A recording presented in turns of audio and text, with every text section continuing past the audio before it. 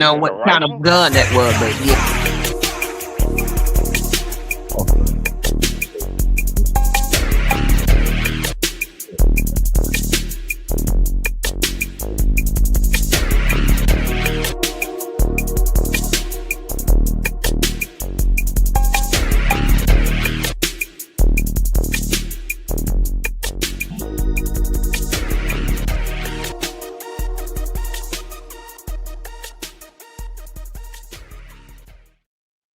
This man that got kicked off the show, and the show ain't even damn started. Let me tell you something, man.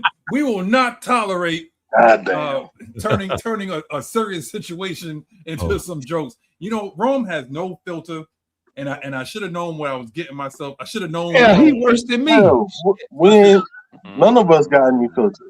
He worse than me. Well, I talked to her about it earlier, and we got the first. No, that's I'm gonna take the worst one. The coach damn sure ain't got no filter. But Magnus always giving that leeway. No, see, because I will not tolerate no coach slander. Because right now, coach is live from China. All right, coach at Kodiak with the Bears. You think Atlanta's hot? This fucking place is like the fucking devil house. All right, coach, you in the Bahamas, coach, right? live from Vietnam, man. It feels like Vietnam, bro. It's hot. Oh my god. Coach, you in the Bahamas, right? No, we in Cancun. Oh yeah, okay. Oh yeah. Oh yeah, hotter than 50 degrees on a Friday night down there, boy. You can. They called you a mob boss, coach. Man, that's my son. He been looking for his people. He said. Hey, coach, you say you down there in Cancun? Did you see Cade Cunningham down there? No, I ain't seen no Cade. You stupid. You know, there's a couple NBA players down there that's having fun right now down in Cancun. Hey man, he might see Terry Arnold, because Terry Arnold might be on the run. Yeah, you gotta escape custody first. Wait, that damn federal be hanging out around here. No, he don't want to run. One of my homegirls, she work at the food line that I delivered to on Thursday. Mm-hmm. Say she got hemmed up when she was in Mexico. They was in Tulum. They tried. What you mean? She went off the resort? Yeah, I think they were headed back to. They went somewhere. The driver took them one place, but they took a completely different route back. Oh, the driver was in on it. He had been on that shit. You know,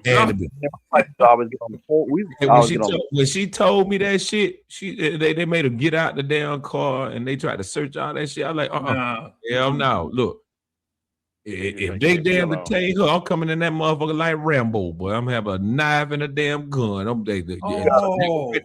finna turn that one loose.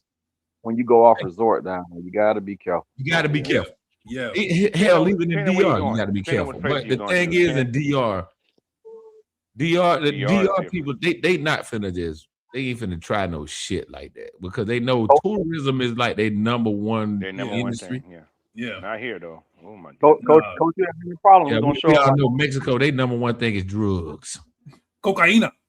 Yeah. It's too many of us. They can't catch us all, coach. I ain't gonna hold y'all, man. I was down there in Orlando for a couple of days, man. It was like you just got back from Orlando, right? I just got back last night. Boy, let me tell you something, man. This is what the idea was. Hey man, look. Okay, the idea was to celebrate my daughter for moving up and stuff like that. This is her idea. Okay. Yeah. This is my girl's idea. Let's get them down. They want to go see the mouse, right? Yeah. Boy, let me tell you, man. The biggest hustle is the amusement park. Ain't no trees nowhere, and that concrete is just radiating. Dude, I could have told you that shit. Look, I had just got back from Orlando like 2 weeks prior. Yeah, I remember you said that, and that's why I asked you. I was like, "How was it down there?" Yeah, it was okay. He told you it was okay. Matter of fact, hey, where did y'all stay? Did y'all stay in Orlando or did y'all stay in Kissimmee? No, we stayed because my girl got like perks on her credit card, so we stayed in the Waldorf Astoria. A lot of Maggie people in there though. You down there with Joffy Joe for them, the Waldorf Experience. Man, them people was not happy seeing us in that hotel. You will confine yourself to the Waldorf Astoria. Yeah. So man, when your key card hit the elevator, did it say MAGA, MAGA, MAGA? No, hey, so check this out, man. Where I stayed at, it's a resort. It's called I think it's called Emerald Bay Resort. It's a whole neighborhood full of Airbnbs. That's what we. Like, they took your picture when you went in there, man. No, they got my license plate number. No, I mean they got your face, man. Yeah, no, they ain't got my face either. Okay, all right. I know. But the thing is, though, the thing is, when you go, like when you go to Orlando, like if you go to Orlando, you in that Kissimmee area, and you get an Airbnb in Kissimmee, there are multiple neighborhoods that are nothing but Airbnbs. Yeah, and they all look the same. And you know what threw me off on Nyght, Ryder? You go to a Walmart down there, you better know Spanish. I promise you. Shit. But check this out though. It wasn't just we went to Disney World. Okay, so we went to Universal Studios, right? What part did y'all go to? Was it Super Nintendo World? Oh, that's it. My daughter's a gamer. Is it Epic Universe? Something like that. But they got like the whole area of this park is for straight up. That's got to be the new park. The Epic Universe. Man, listen, I almost shed a tear, man. You got to go through like the Mario pipe, and it goes boom, boom, boom, like when you go through. It's crazy. Hey, see now, Magnus, you done added something to my bucket list now. You got to see it, man. But don't go there when it's hot though, like for real. But they got a Donkey Kong area. They play like Donkey Kong's music. It's like it's crazy. Man. And they got the coins and the potted plants with the mouth moving in there. It's like you feel like you're actually in the game. You know what I'm saying? I gotta go. I think that's Epic Universe. You gotta go. You gotta go there, man. I'm telling you right now, like my feet, my ankles, my legs, everything hurt, man. Like, look, they stayed. I took my daughter after like walking through there for about like an hour. I was like, I'm going back to the hotel, man. I'm gonna hop back in this Uber. And that's it. I'm done. Hey, look. Hey, let me tell you something. I felt like that yesterday because I don't know everybody in the comments. If you ever been here, y'all put the number 1 in the comments. I went to a place yesterday in Warner Robins, Georgia. It's called Rigby's Water World. What's that? So, Rigby's is the big entertainment complex that they have in Warner Robins. Warner Robins is about 25 minutes south of Macon. So they got the entertainment complex itself. They have a bowling alley, a skating rink, and an arcade. But they've been building up, like they've been growing recently. They got a go-kart track, they got mini golf, they got a patio bar that I delivered to, by the way. Of course you did. And I know you're lying because you ain't going you went to Ripley's or Calvin Ridley's. Rigby's, now I've been to Ripley's in Orlando now. We all know the damn building be leaning to the side. But I ain't talking about that. But the place we went to yesterday, they got a water park also. So my mom brought my niece down there. My niece, she'll be, matter of fact, shout out to my niece, Monty Rose. Love you, baby. Happy early birthday. Her birthday's tomorrow. She'll be 3. She'll be 3? My mom brought her to the water park yesterday. They did the same thing for when she turned 2.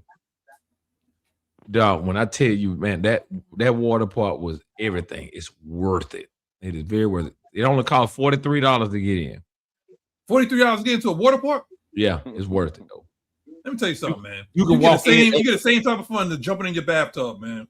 Hey, look, I don't give a damn. Rigby, it was everything to me. Look, when I was rolling down the lazy river yesterday, for my niece to go to sleep in my arms while I'm rolling down the lazy river, that was a proud uncle moment for me, man. Did you hold her? Yes, I was holding the whole time. Oh Lord, where is she? She at home. Okay, just want to make sure. Coaches want to make sure, Coach. She at home with my sister. That's her mama. Hey, you talking about? I want to make sure. You know what? Well, man, I'm hair-headed with you. You're born. At least you had a nostalgic moment, Matt. You got a chance to live out, our childhood video games. Me and Aunt, we live out GTA every day in Atlanta. So I mean, hey. Right, that part. Oh my God, man. These people drive crazy as fuck, bro. Well, the top keep rising to the top. Oh yeah, I remember that. I did have a football yes, sir. Yes, sir. For Nyght Ryder. Now, is Trayvon Walker, is he from Thomas or is he from Warner Robins? Because I know he's from down there in that area. Trayvon Walker? Is he from Thompson, Georgia, or is he from Warner Robins? I think Trayvon Walker's from Thompson. I forgot. You might be right. I do know one player that's around that area. That Roquan Smith. He from around that area. He from Marshallville. Yeah. Okay. All right. I knew Trayvon Walker. He from Thomaston. That's it. I went to Thomaston Friday. I was at work. Yeah. Well, he said Thomaston. Yeah, Thomaston. He from Thomaston. Now, Roquan Smith from Marshallville. Now, Matt, you're gonna have to try that when you come down here. They do have a lot of like where Nyght Riders at, a lot of like things where you can catch the float. I did it one time. We went to the old Maggie River in Macon. Nyght Rider know what that's at. Okmulgee, yes, sir. The mighty bro, when we was on it, they got these little floating bars that you can float up to. And when I saw that 2-foot alligator, even though it was a little one, I said, "Yep, that's my cue to get on up out of here." And I hey, look, I'm gonna give you. I'm gonna tell you the 5 places I've been to though. It was in it's a town in Florida, Valparaiso, Florida, right outside of Fort Walton Beach in Destin. I heard it at school. I went to when I went to visit one of my cousins down there. He was living in he was stationed at Eglin Air Force Base at the time. So I went to visit him. He took us to this spot. It was a bar that was right on the river. These people literally ride their boats to the bar. Yeah. Dock their boats on the bar and go in that motherfucker and get fucked up. Wait a minute. Is it called drinking and driving if you're in a boat? Same shit. Hell yeah. Let the game warden catch it. Your ass going to jail. So you can do a DUI while on a boat? Yeah. Hell yeah. Shit, I know motherfucker that got DUIs on a bicycle, man. Oh, You know what? You're gone. Let me go talk to Okay, first off for the elites. I'm dead serious, dude. I know a dude that got a DUI on a bicycle. I heard of a dude that got a DUI on a lawnmower. Dude, they ain't playing by this shit. Okay, let me get to the elites first. Number one. Oh, Auntie, I know about Wonder Works. It's right on International Drive. I've been there. Yeah. We got our friend to the show, Tracy Coleman. What's up, Tracy? Now, the only thing is like Tracy came in with the pole position, but right behind our resident Tony Stewart lookalike is Andrew G. He doesn't like Tony Stewart a little bit. He ain't get it weed. He ain't get it weed. He still made the podium. He still made the podium. That's all right. He didn't get it weed in time. Right. It was a slight delay. We got Silk Legacy coming up with the bronze. He's still up there. He's still up there. That's all right. You get him next time. We got Lee A5. What did Lee say? What's up, you all? My birthday is tomorrow. June babies rock. Hey, man, happy birthday to you, brother. Hey, Lee A5. Yo, how young you gonna be, man? You gotta tell me how young you gonna be. I said, yeah, him and my niece's birthday are the same day. Yeah, my niece is 3 years old tomorrow. Ain't that something? Happy birthday. What's her name? Imani Rose. Hey, Imani Rose. Okay. Yeah. Happy birthday, Imani. Early birthday, Imani Rose. Make sure your uncle get you something nice, okay? Oh, I got her something. All she wanted was a pair of sunglasses.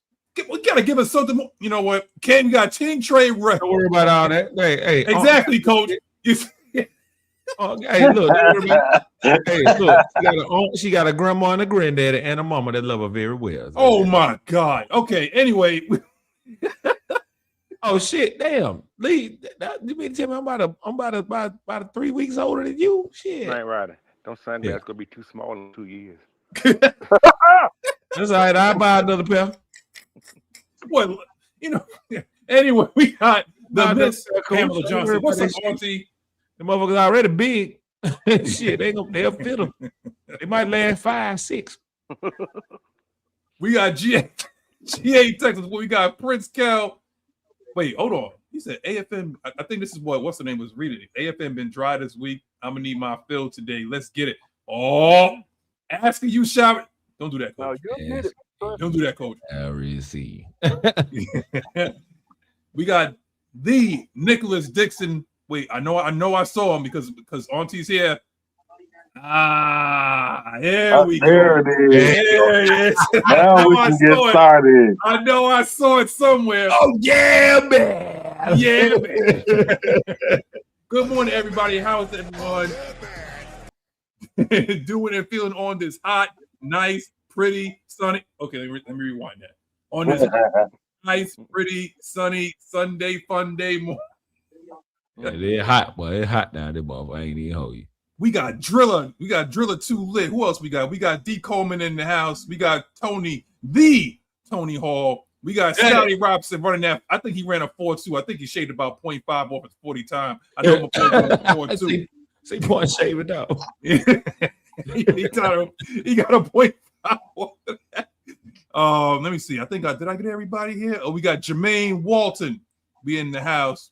Oh, Scotty Robinson said, what do y'all think Fun Spot Atlanta closing on August 2nd?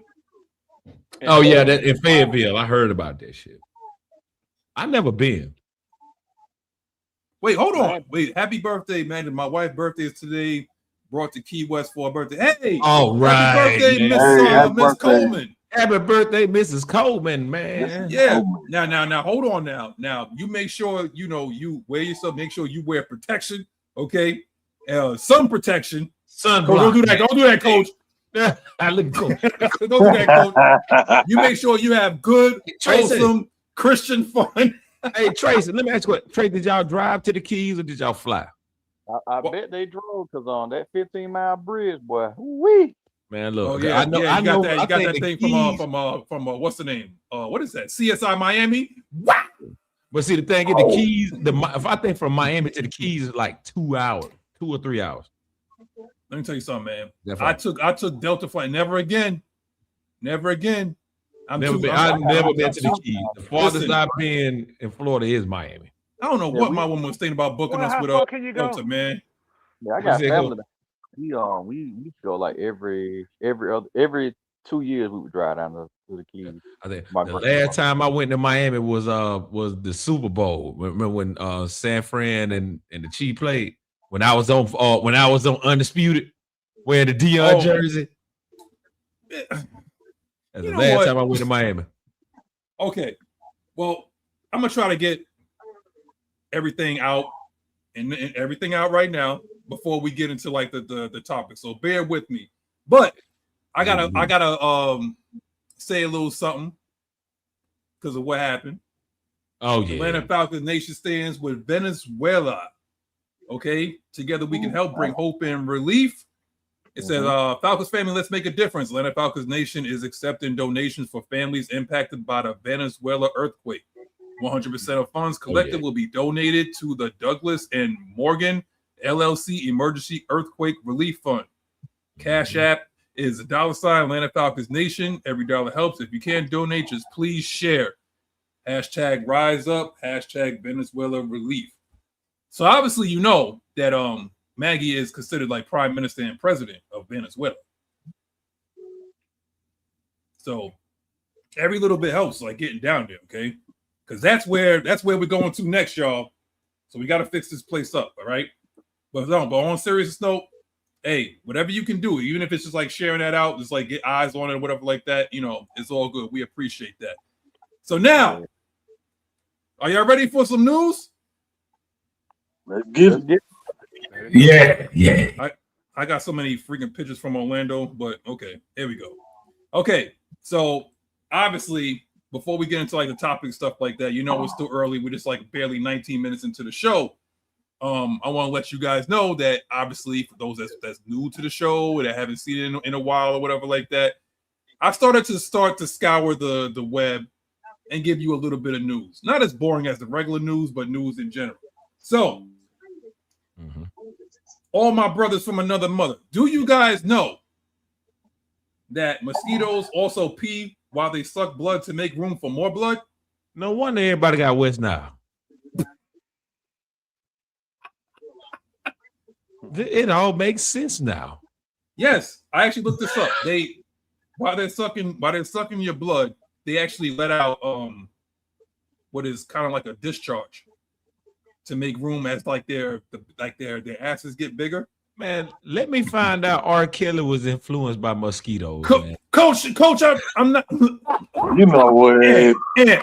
Oh my. Well, they need our blood to lay eggs. Why Coach act like I'm bothering him now? Let me know that R. Kelly was influenced by mosquitoes to do what the fuck he was doing, allegedly. I got another fact on that, man. They need our blood to lay eggs, right? So do we owe them child support? Wow. You know what? Go on.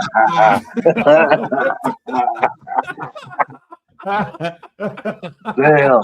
So Jerome calling us deadbeat dads. Ain't that some shit? Listen. Hey, yo. Okay. That I don't think that worked. Okay. How about this, Coach? Okay, that didn't work. See, Coach is my ultimate.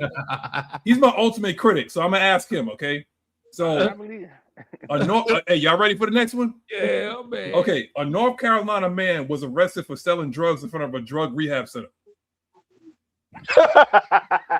Shit, I guess he trying to make that goddamn quick come up, boy. He knew some motherfucker for the relapse. Come on, man. You know you want to relapse. Come on, bro. He said, I know. He said, come on, man. I know you're not a quitter now. I know you're not a quitter. Exactly. You're not a quitter, right? Hold on. Let me drink. Come on now, dive right on my favorite art. Oh, you like art? Oh, boy. I mean, look, boy. That explains a lot. With R. Kelly, but Robert? D. Coleman said that's actually genius. Hey, why you bullshit? He knew a couple of folks were going to fall off the wagon, boy. He knew they were going to fall off the wagon. You ain't lying. Okay. Here's a big one. Okay, Coach, you ready for this one? Them steps. I'm ready. I'm gonna get you with this one, Coach. Okay. So missing. Okay. What is it? It's not every day you hear this out of the Texas Hill country, right? So this is in Texas Hill, right? Mm-hmm. But a giraffe is missing in Real County, Texas. Gracie the giraffe was last spotted west of Leakey, and her owner is now offering a $5,000 reward for a safe return. Yes, a giraffe in Texas, and yes, people definitely have questions. If you've seen Gracie or if she's somehow towering through your backyard, authorities want to hear from you. A giraffe is missing in Texas. How the hell? What zoo did that motherfucker Ain't a zoo. He's had an owner. Yeah, owned the giraffe. He thought what he think he Michael Jackson? I don't know, but the giraffe is missing and is walking through somewhere in Texas. So if you guys have seen the giraffe, well, y'all the giraffe name is Gracie. Texas got a weird like wildlife thing because ain't it the guy that got like a kangaroo farm or something out there? He got like over cool. like Texas weather down south Texas. He said Gracie on somebody's hey, in Texas. Stop it. Smothered that old pop. Hey, I bet a giraffe makes some good neck bone. I mean, what? Oh, you know what? I mean, they do like everything bigger in Texas. I'm just Whoa. Come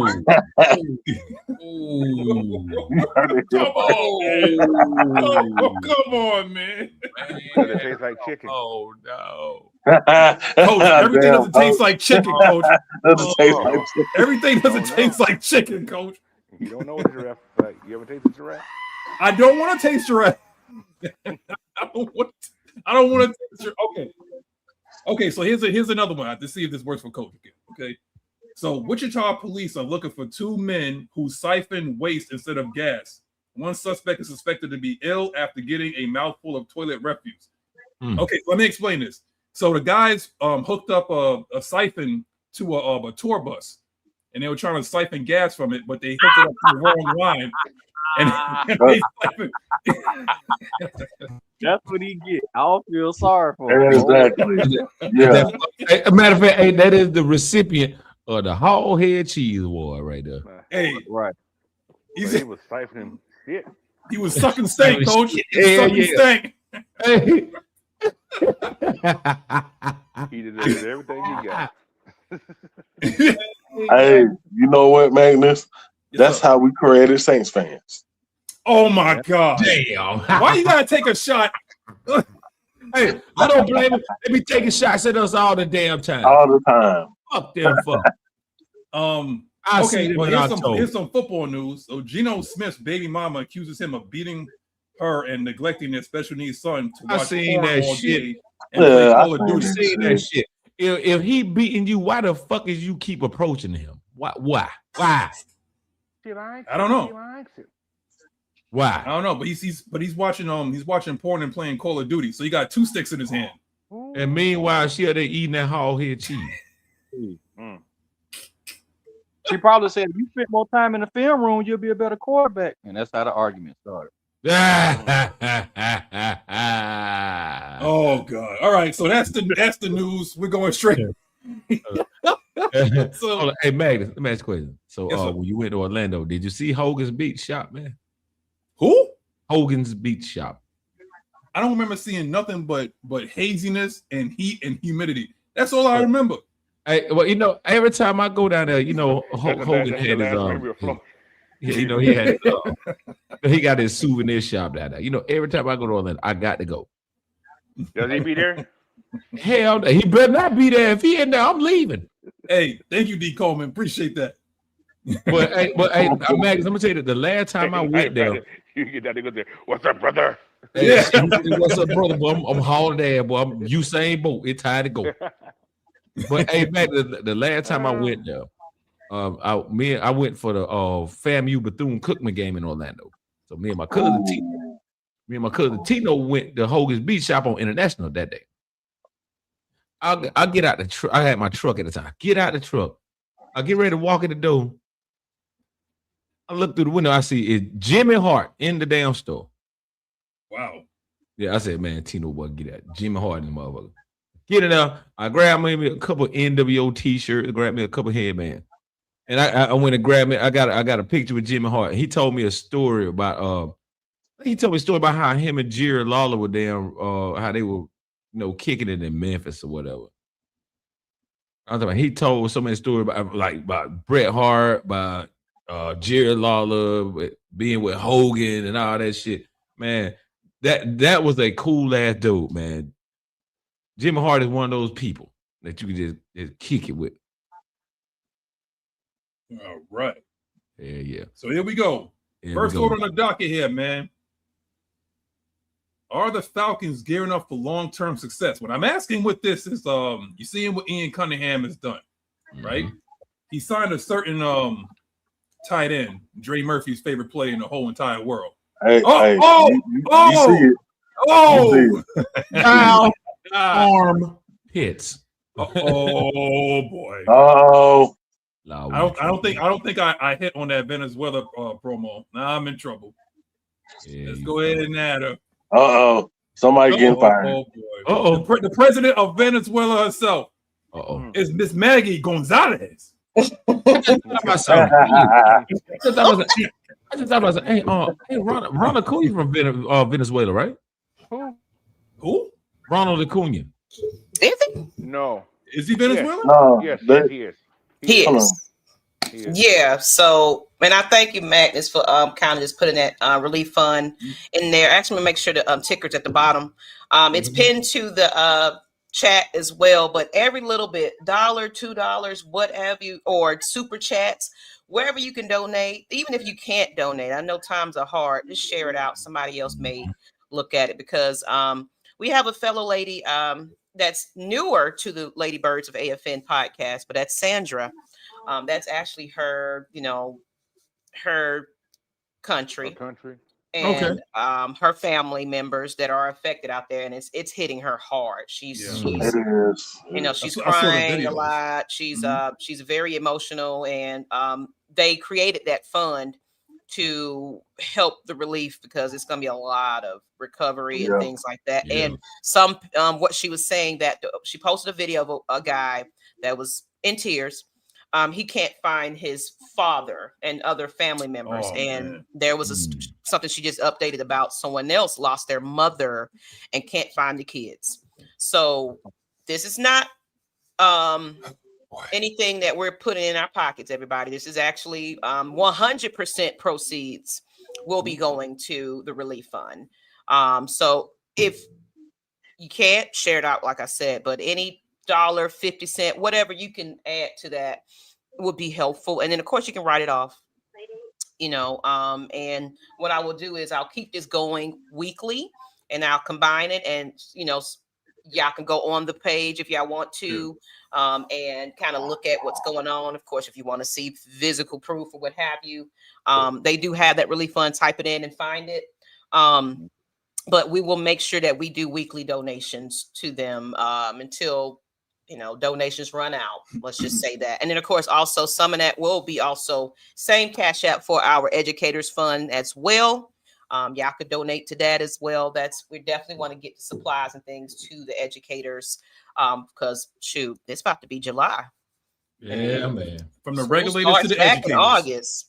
Yeah, and the regulators, Madness need a paycheck. So let me tell you something, man. Hold on, no. You can't let that slide, because I flew Delta for 2 hours to Florida. I can't fly Delta. I can't fly Delta to Atlanta. Well, sorry, but Spirit is gone. That's how long that flight is from New York to Orlando. 2 hours.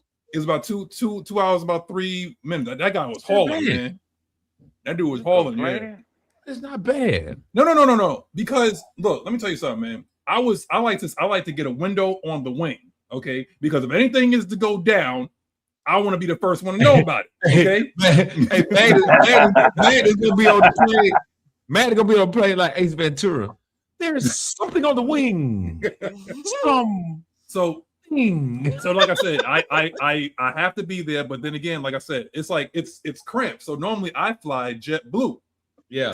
So anybody that's sitting there donating to Atlanta Falcons Nation that wants to sit there donate to me getting down there, I need to fly JetBlue. Okay. Hey, look. Okay. Hey, anybody know any pilots? He needs to be a little fancy. Hey, that's what it is. Hey, that's what it is. Hey, check this out.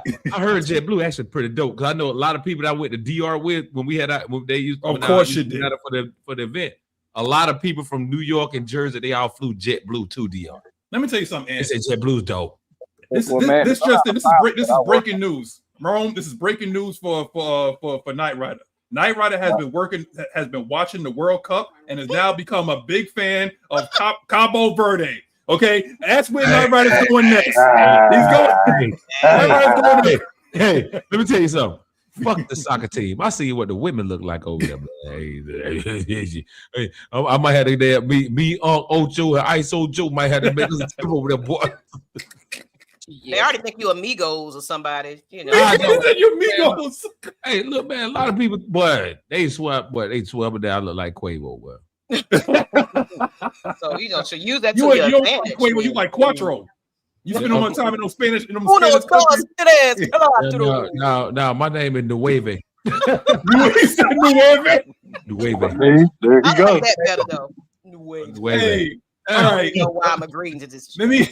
Okay, Maggie, since you're here, you decided to come on here. You said you're gonna grace us with your presence, with your intro and your commercials and whatnot, gearing up for your new venture. I'm gonna keep it quiet. So you ready to announce it? I'm gonna keep it quiet. Okay. Oh, okay. Would you like to speak on? I'm gonna lead you into this. Okay, I'm gonna throw you an alley-oop right now. Okay. Okay. So we all know that everybody's favorite most hated man on our team. I think he's the most hated now that Elijah Wilkinson is gone. But Kyle Pitts just got extended by Ian Cunningham. Now, your cousin Ian, because I know once removed was Fontenot, so he got removed. So now you got your other cousin, your second cousin Ian Cunningham in the group. And he signed a 3-year, $54 million deal, $36 million guaranteed, but the manipulation of the deal, it's a 2+1. So this is what I'm talking about for those that need to understand. Dre Murphy, I saw what you said. Please pay attention, people, because there's so many people in their feelings, and I'm glad that you're doing this breakdown. Please break down this contract. I'm gonna break it down. I'm gonna break it down. Now, here's the thing, though, because this is actually pretty genius.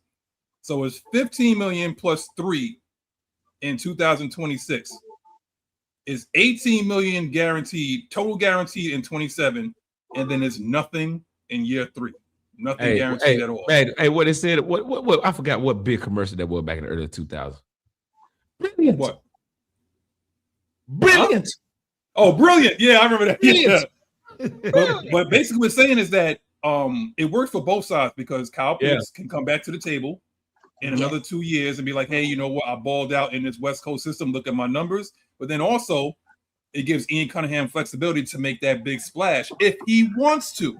Right. You know, within his next 2 to 3 years. So keep an eye out. So Maggie, there's your alley-oop. You know, I explained the numbers so that people won't be sitting there like the comment section won't be on fire. So go ahead, have at it. Okay. And I'm sorry, I was trying to make sure this is shared to the group. But yes. I didn't, a lot of people kind of want to think about our fan base. We just overreact. Oh my God, they gave him this kind of money. And it's like, can you break it down just a little bit better? Pay attention to what you're trying to say. Actually, it's smart. Yes. It's extremely smart. And of course, Kyle Pitts has been with the team. And he showed that he is capable of staying here. And of course, it's clear they're seeing something in minicamp and things like that, where they want to hold on to him. And he's rightfully so needs to get paid, and he wants to be here. That's the thing. We didn't have players a while ago that wanted to stay here. Julio Jones. But, Julio. Just saying. So I love you, Julio. I love you, and I appreciate the football team and all that you're putting together, or whatever you got going on, because you're showing dedication to Atlanta. But I'm still throwing jabs. Just saying. But now, if you want to interview with me one day, hey, we can talk about it. Okay, Julio. Tell everybody hashtag Maggie wants to interview Julio, so we can make that happen. But no, seriously, I am how you explain it, that third year, it's more of, okay, now we gave you the contract. Now you're showing us exactly why we paid you, to where now he can negotiate something where it's like he's making numbers. People ain't upset about it no more. He's blocking, he's doing the things that he do. And you got to understand, these players, y'all want the Julio Jones, like I said, where he's getting every catch and this and that. I'm not seeing enough from him. You seeing enough of him to make an impact. We're going to have our B-Johns. We're going to have, but of course, tight ends. He just went to tight end university. He's serious about this role. He's not playing around. He knows that he has a chip. He knows he has something to prove with this whole entire coaching staff. And guess what? Matt Ryan is kind of back there sweetening up the deal just a little bit. Just like, just give him another chance. Give him another chance. I spoke the word up. But let me stop my TED talk now and let y'all keep going. But this is how I feel. I am not upset about the contract at all. I think it's well deserved. But it also is a smart move because it's like, you better prove it, buddy. Well, now I'm gonna get to Ant, then I'm gonna get to Coach. Ant, the man has improved every year in the league, and that's with a total imbecile at offensive coordinator. With Arthur Smith, aka that's Nyght Ryder's favorite guy, Barney Rubble. Okay, Barney Rubble. Barney Rubble. And you had Dave Ragone as your offensive coordinator, but his numbers have been steadily getting better year after year after year. So what exactly were you supposed to do for someone that's trending that way?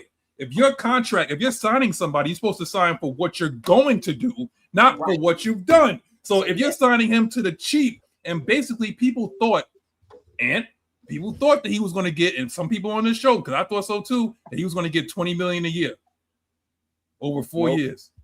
He's gotten 18. So you save some money because there's a certain somebody that's named after a condiment, not condiment. Okay, shut your ass. It's not mayonnaise.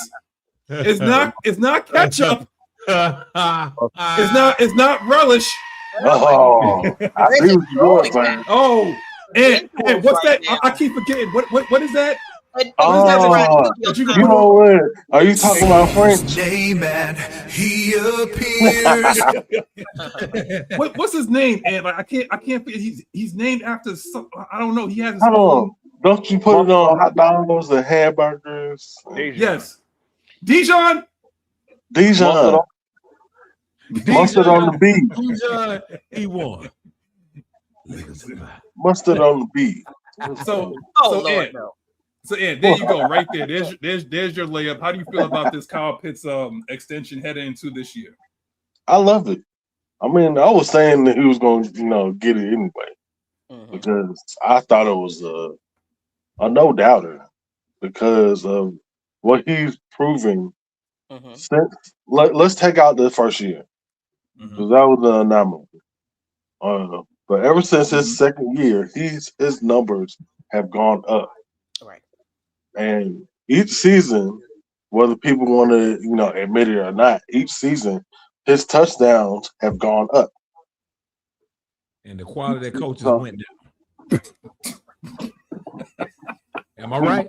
Be that as it may. Go ahead and finish it. Am I right? But I think he's going to be a superstar in this offense because of how they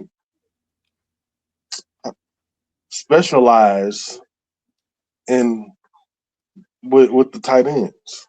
And people tend to they forget about that. Like, you know how we love some tight ends. Whoa. What? Nothing that you know what Magnus talking about from the Gonzaleses of the world. Thank you. Pause that, Ocho. I'm not on that team anyway. Whoa. We had to clarify that. Thank you. Okay, I'm sorry. about that was getting a little spicy right there. Whoa.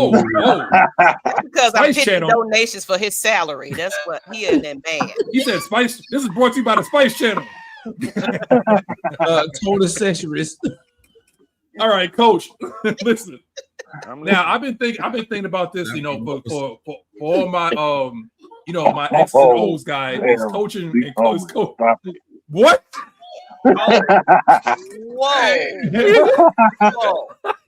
Whoa. Title of your whoa.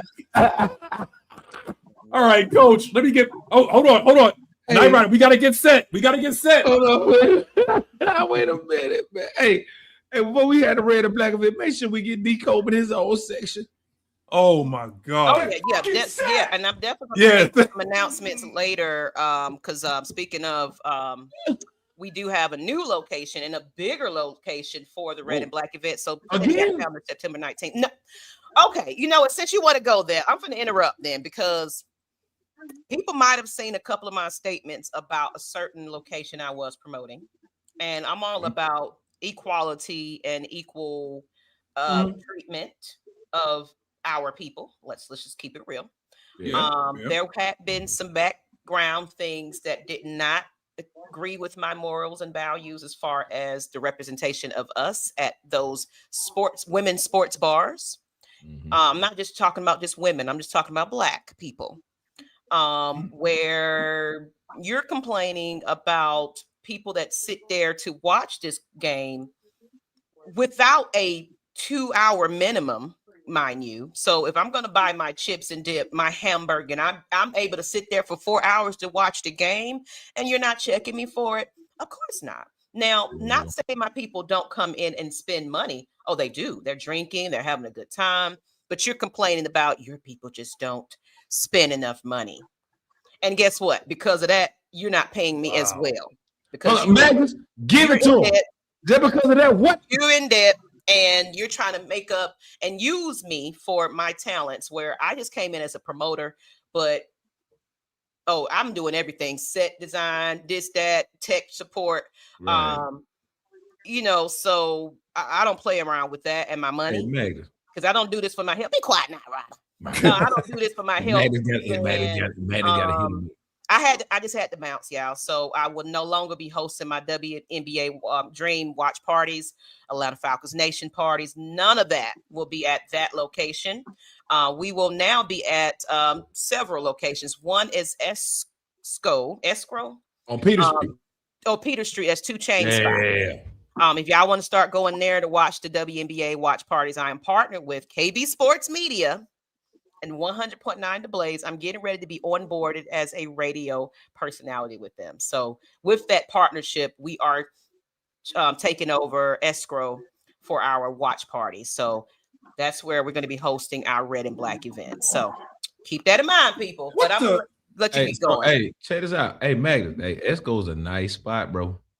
I've seen the videos. I haven't been but I will be out there soon because she's doing a watch party on the second. Remember when I did when we had the King of Beats thing for 107.9, we was at Esco. Right. So that was nice.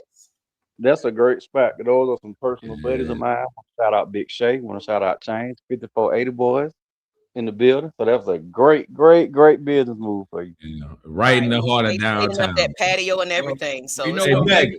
You went on to bigger and better and stuff like that. So this tune is for you because you moved on.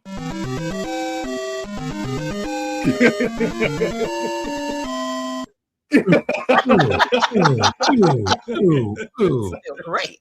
Man, I wait. No, you got to the video. All right, and I see you. Bullshit. You gotta give them the damn magic words, man. What, you're gone? Yes. You know what? Wherever she might have been, if you don't want to sit there, you don't want our dollars, you don't want our time, you don't want because you think we're gonna commit a crime, you're gone. There you go.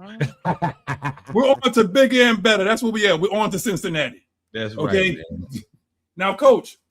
Yes. I've been doing some research stuff like that. This is for my X's and O's guy for Rome and you. Now, I looked at how they was using their offense last year in Kevin Stefanski's offense, and I'm gonna get into the background of Kevin Stefanski soon too. I was doing some research on that too. But Coach, I think they're going to use Kyle Pitts the way they use Harold Fenton. I think so too. Because I think Harold Fenton was more of like the movable piece there, and Njoku was more of like the traditional inline tight end. So right. So I think basically they want to use Kyle Pitts traditionally, not even traditionally, outside of tradition, as basically a weapon. You move them around and see what the defense is going to declare, and you're going to do it like that. Split Bijan out, whatever. Okay.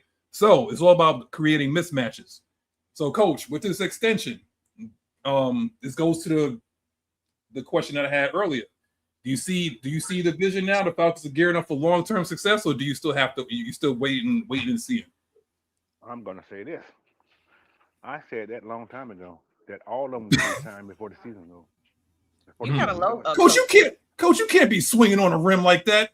Man, wait a minute. Y'all remember I said Drake would get his first. He was gonna get how much? He got my season, but he got it. I said Cal would get about no more than 18. He got 17. You know what, Coach? We're gonna bring up the tapes. I gotta see this. I already recorded. I'm gonna just say Coach said he got receipts, boy. He got receipts. That man keep up. But it was obvious though when his new coaching staff came in. It's like, okay, Matt Ryan came in. Cal Pitts more comfortable with Matt Ryan around. Simple as right. Yeah. Agreed. And Cal, like he's healthy. Y'all got to realize the last couple of years, he's still coming out to what's going. He was worried about that knee. Can you blame him? No. Because Mariota didn't know how to throw another quarterback. Quarterback situation. Who's going to be your quarterback last year? Was it going to be Kirk or was it going to be Michael? So now we know it's down to two of the same type quarterbacks. Simple as that. Yeah. So with him having that comfortability or just being comfortable now. And the organization actually going in the right direction, you can't do but be happy for the kid. So that's all it's about. Exactly. Now, Rome. I know you've been dying to get that hot tag. So, all right, Ultimate Warrior is on you, Rome. Well, my thing. Yes. Hold on. I gotta switch the question up for you, brother, because like I said, I got my X's and O's guys out, but Rome. I'm gonna let you get your point out about Pitts, but added to that, how much do you think that Bijan is going to get? Because we got guys that can manipulate this cap. So, what you thinking with that, man? Two-part question for you. My parents always told me, don't try to keep up with the Jones. And I think the issue, and what I mean by that is the issue with the Falcons fan base. Sometimes we say, "Oh well, this organization gave such and such this, so we're gonna give such and such that." Right. I agree with what Coach was just saying. Just because Jackson Smith and Jib or whatever his name is got that crazy deal, that don't mean we gonna go out there. So just because your neighbor bought a Rolls Royce, you don't have to buy that same Rolls Royce. You can get you a Benz, or you can get something that works for you. So I don't think we're just gonna necessarily break the bank and Bijan's gonna have a record-setting deal. I think he's gonna get what he deserves. He may not get right at 20, but it could be 19, it could be 18, as Coach was saying. And that was the same thing that I was saying about Pitts, because I think what it is, this fan base, we have to learn how to read the tea leaves a little bit better. And what I mean by that is, and I wish somebody could bring up the show, the draft day show the AFN did the year that we drafted Bijan. I was in the comments at that time, and I told everybody, we're going to take a generational playmaking running back. Everybody kept saying he's not generational. That's a word that everybody used. BS. A man 215 pounds does not move like that. And I said it because we had just lost Julio, so we didn't have anybody that was gonna put butts in the seat. This is a business before it's anything else. I was one of the people that was against the Bijan draft. Simple fact, because I felt like we had bigger needs. Nah, but we didn't. But let me finish my point.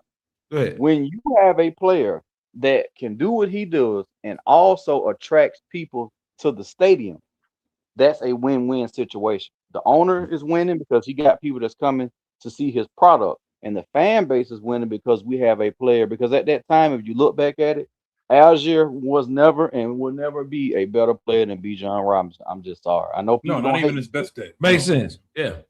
That, we had to do that. So what we're doing now is we are rewarding these players for coming through, for not making the organization look bad by draft.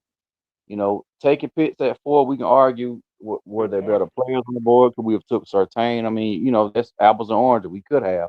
But I just, to everybody's point, Matt is here. He has a rapport with Matt. Matt has been with this organization, as a player, and now, he's here from 08 to 2021. That's 2020. Yeah, that's a long time. So Matt is putting his thumbprint and his imprint. Now we're going to be a football team, and to be a football team, you have to reward your draft picks for them coming to the organization, staying out of trouble, keeping their nose clean, and producing on the field. So I'm all for it. And to answer your question, Madness, man, we're going in the right direction. And once we re-up Bijan, I think the money is going to start focused on the defensive players like Dorless and some of the young folks. That we'll kick that can once we get there. I think go ahead, Night Rider. Hey, Ron, let me ask you a question. Mm-hmm. Was it hog head cheese, man? Well, hey, if we would have took Jalen not Jalen Walker, but Nathan, what's his name? I'm calling the boy everything but his right name. The other Carter. Jalen Carter. Yeah. It would have been hog head cheese then, because if we take him, we don't score. But look at this. Like everybody was saying like Dre Murphy said he wanted Tyree Wilson. I did. Some people that wanted Tyree Wilson. One of them I wanted too, but thank God. Yeah, but he's looking like basically a certain somebody that wore number 98 that wanted to play for his grandma. Yeah, Mr. Takaris. They call him the Whack Attack. Yeah. And speaking of Tyree Wilson, he just got traded to the Saints, so we'll be seeing him twice. Well, I'll tell you one thing: they're gonna line him right over the top of Jake Matthews, and he's gonna get bench pressed. Jake Matthews is prone to getting bench pressed, man. Yeah, he gonna toss him like over Fibby. But bro, let me ask you something, Ron. Over, man. In all honesty, though, like if we did take, and this is like a question, like, hey, Coach, you can hear me? Coach messed up the way. Let me ask you a question though. Like, do you think? Yeah, none of that tequila over there. Too much. Let me ask you a question though. Do you think if we did take Patrick Surtain, right? Mm-hmm. Knowing who our DC is, because our best DC didn't get here until possibly Jeff Ulbrich. You can make an argument for Dean Pease because our defense did get a little bit better under him. But do you think that Surtain turns into Surtain being in Atlanta? Do you think he can overcome the Jimmy Lakes of the world and to be who he is? You think he would have? Because AJ Terrell did, and then plus he's a coach's son, man. And you know what's wild, man? I remember seeing his father get drafted by the Dolphins in the '97 draft. Yes. So Sam Madison and Patrick Surtain, Jesus Christ. Same draft. Same thing with the linebacker Zach Thomas changed that whole defense. Those three did. Yes. But I think Surtain would have done the same thing because people got to realize you're right. the game and players evolved. The NFL is totally different league from what our fathers and grandfathers watched, and then 20 years from now it's going to be a different league from what we're talking about today. So yeah, most definitely, I think he would have changed the game. But what don't change is generational players like a Bijan, like a Julio, like Deion Sanders. Like when you get a chance to catch lightning in the bottle, you got to do it. And I think what we're learning now is from years past is we're rewarding our players. We didn't reward Deion. We didn't reward Andre Rison. We let these people out the door. We did. And we're getting away from it. And see, Maggie made a perfect point about that when she first came on the show, that this organization finally gets it. We're finally paying the players that we're supposed to play. We're finally getting the coaching staff together that we need. And I know a lot of people were upset about the Stefanski hire, but there's a lot of coaches that got second chances and won a Super Bowl. So we just gotta wait and see. Same thing with Cal. Yeah. You know, I ain't gonna lie to you. There were certain guys that I was looking at and wanted, but I mean, look, we dodged a bullet by not getting Mike Vrabel and a certain somebody that should remain nameless from New England. A certain somebody that should remain nameless because he got girl problems and so does Mike Vrabel. So he's a good guy. We got enough girl problems over here. Well, hey, look, man. Hey. Like I always say to y'all, you have to hire people where it means something to them, right? So I think we did drop the ball when we didn't hire the guy that went to Seattle because he's a Georgia raised kid. Oh, you talking about Mike McDonald? Mike McDonald. But we got it right by hiring Matt and getting Ian. Ian grew up here, went to high school here. Matt played here, so they're going to get people in the door that make sure they understand the importance of being an Atlanta Falcon. Yeah. Now let me ask you a question though. Like because you know what I said. Like I write alternate universe, Maggie. See, this is what I've been talking about. You talk about being creative. I write alternate universe. I write my own right here. That's why you are the man to talk to about it. I know Magnus got his notebook. You got your list. Magnus got his notebook. Magnus got his notebook. Wonder what he writes. Now, do you think that we would have this level of success with Terry Fontenot at the helm? Hell no. You want me to tell you what? Wait, hold on. Go ahead, Coach. Nyght Ryder, you go first. Nyght Ryder. I'm about to say hell no because Terry Fontenot couldn't do this right here. Get fucking set! Oh my God! You know what? You're going. Go ahead, Coach. I'm gonna say there's a possibility we could have because Terry Fontenot didn't have the power. Agreed. See, he wasn't able to pick his own head coach. So when you have the power to do your ability to do your job with the way you want to do it, he didn't have that opportunity. Well, did Ian, like Stefanski was hired first, then Ian came along, right? No. Yep. Ian was Ian was always going to be the GM here. Y'all got to think about it. He could not do it because he was still in this playoffs. He was still in the playoffs. Yeah. Playoffs. Yep. See, and I think Matt and them knew what was going on. Exactly. They knew ahead of time because he was already talked about prior to Stefanski was even got hired. If we talk about Stefanski, there was other teams that wanted Stefanski. Yeah. We're not the only team that wanted him. He chose Atlanta because he saw what Atlanta had. Yeah. So we he had the man was he's a good coach. You can't win coach of the year twice. There's how many in Cleveland. Oh my God. In Cleveland. Yeah, him and Mac having that Philadelphia connection, man, Right. You kind of seen that happening. But I know Maggie was sitting there like she had a little that thinking face, when I was talking about your cousin once removed. So I'm gonna let you have the floor with that, like Terry F. Baby, like Dre Murphy said. So I mean, because I'm not gonna discredit what Terry was for this team. We did see a little slight potential in where he was going, but like Coach said, he really didn't have a lot of control of what he had, say so of things. And I also felt like he needed a bigger backbone just a little bit more, because there were some things that he did let slide as far as like firing of coaches that didn't need to be fired versus the ones that needed to be fired or what have you. It shouldn't have taken forever for them to realize, oh, that previous defensive coach needs to be down on the field and not in the press box.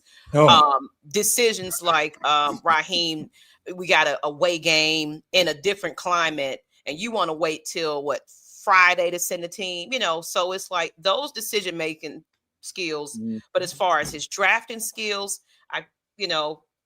I felt like if he had the support that he had around him with like Matt Ryan and and they build it like they're building it now, I do see that there would possibly have been a chance. And of course it would have been a reevaluation of his role. Like, let's what can we do to make this right for this organization? That's why they brought that consulting team in. It would have been a conversation like he needs to have a little bit more say so as a GM. So I think that's honestly my opinion on it. No, you're absolutely right.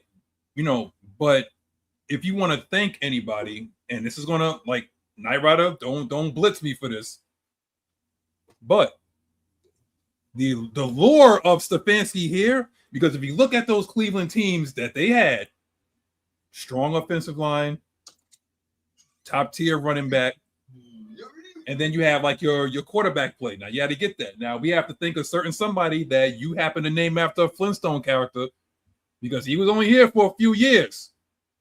But he was able to get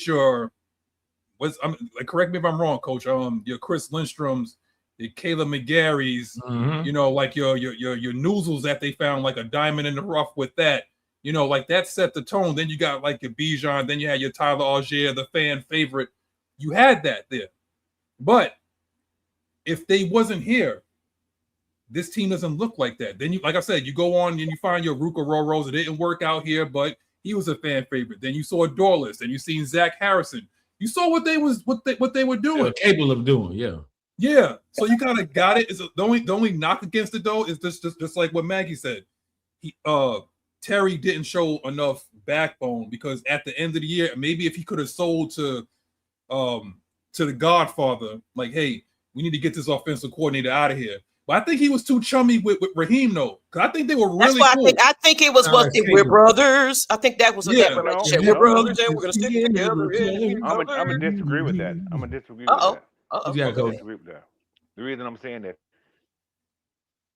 Rich McKay gave Raheem Morris too much power. Y'all think about it. That makes sense. Lord have mercy. McKay that gave that idiot power. Right. Think about it. Who gave him his first job in Tampa Bay? Oh yeah, Rich. Red. Oh, you talking about Reg? So wow, that makes sense. That's why Terry didn't have the power.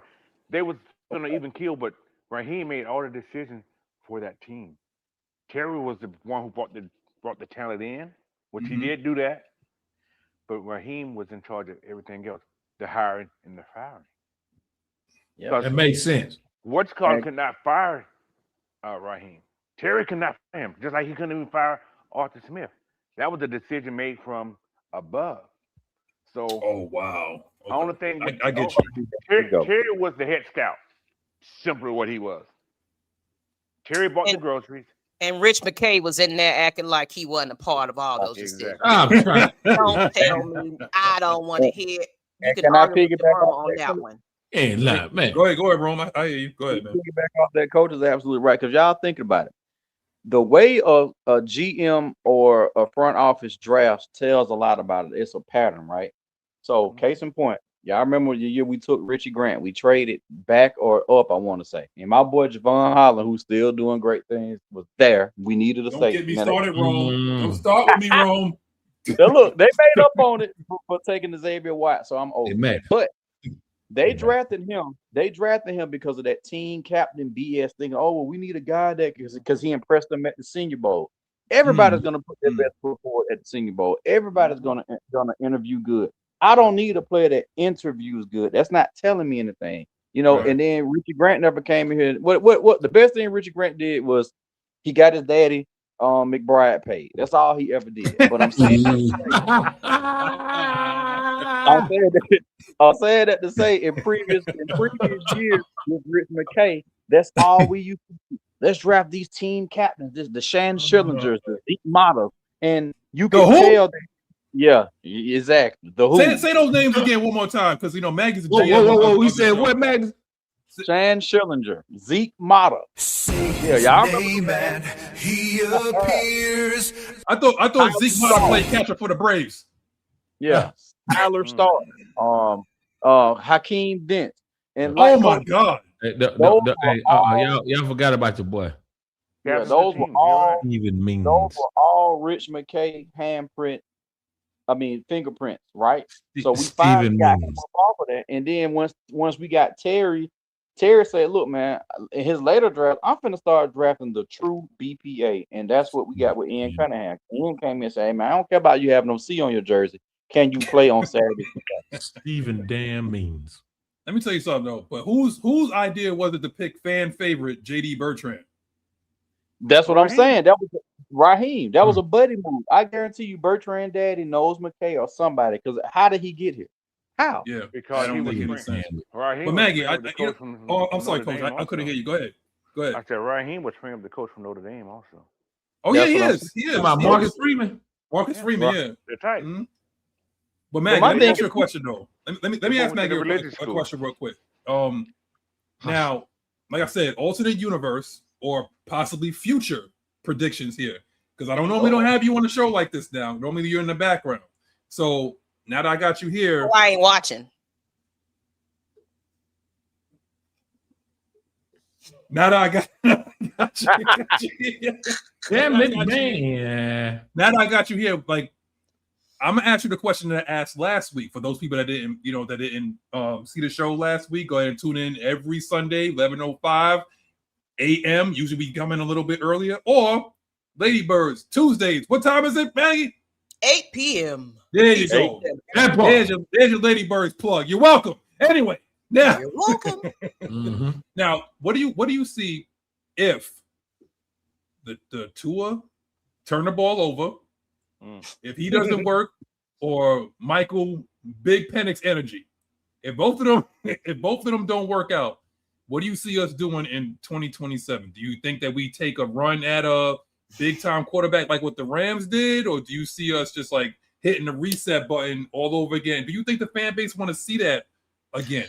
And I see what you're saying here. I don't think that developing another quarterback after all of that will be the answer at this point. I think we'll probably have to go in for another big veteran or something like that, because we're still then again, our cap space is going to be going up in the next couple of years, so we'll have wiggle room to maybe possibly draft somebody. Everybody keep talking about, but I ain't even going to say that Manning name. But I'm not saying that's who I am, but I'm saying, but there's going to be a potential good draft class of quarterbacks. Who you got your eye on, Maggie? Come on now. Let me get Maggie the scout. No, you say we're not putting that juju out there, because Michael Penix Jr., Big Penix energy will be on point. I'm not putting that bad boot juju out there. But if there is a good quarterback out there, then of course this would be the coaching staff to develop that quarterback, though. I mean, I'm just talking from history, and I got to get out of history. Can't look at the past anymore. I got to look at right now. Who we got? Now, like for those that don't know the Falcons, the pain of being a Falcons fan, sometimes we have to go back and just show you exactly what we have endured, to get to where we at now, to get this kind of level of optimism.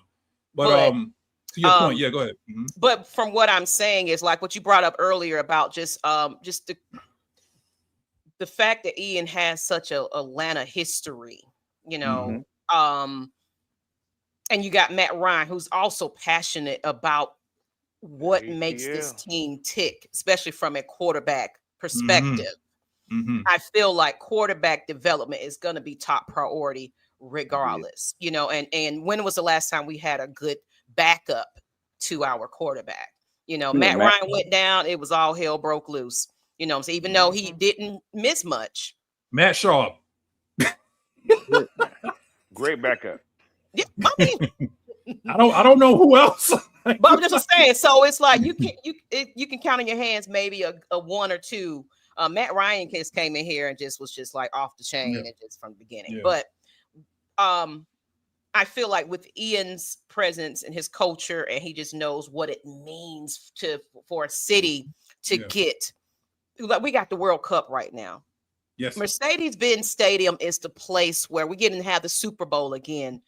This is the place where we need to be in that, not in the city, because that's rare that we have teams, doing that, but still, we need to be bringing something to this city. The Braves have done it quite a few times.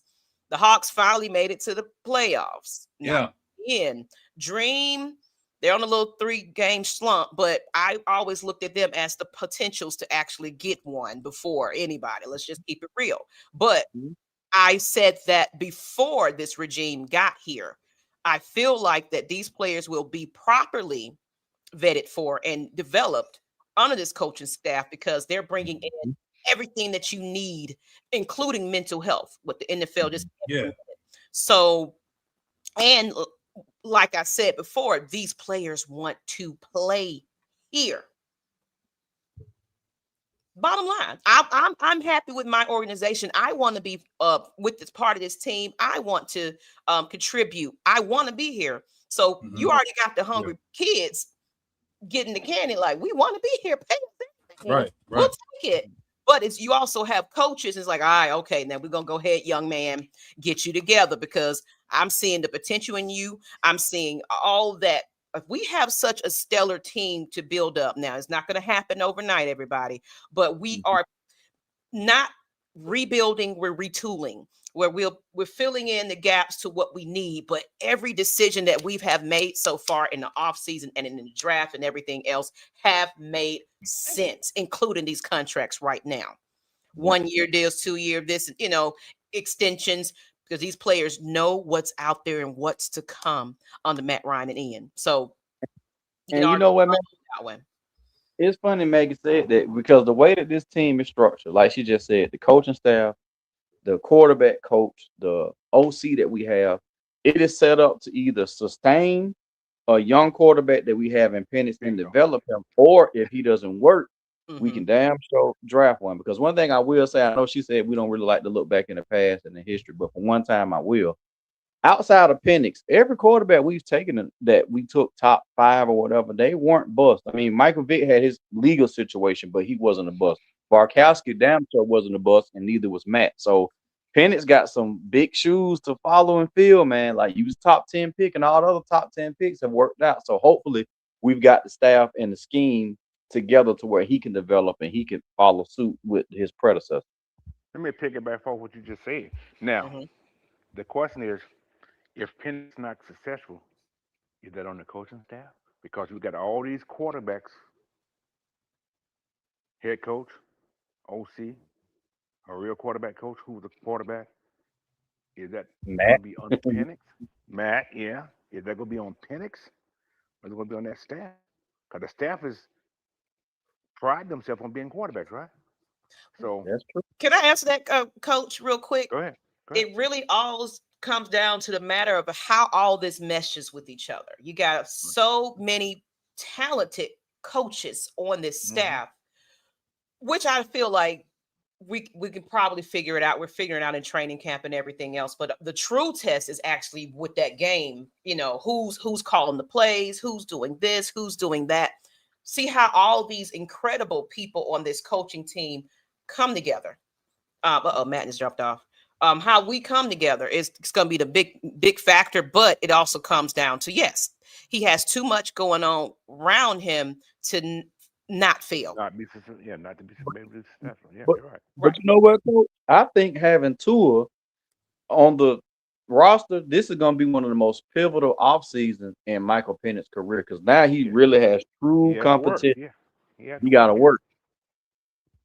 So right.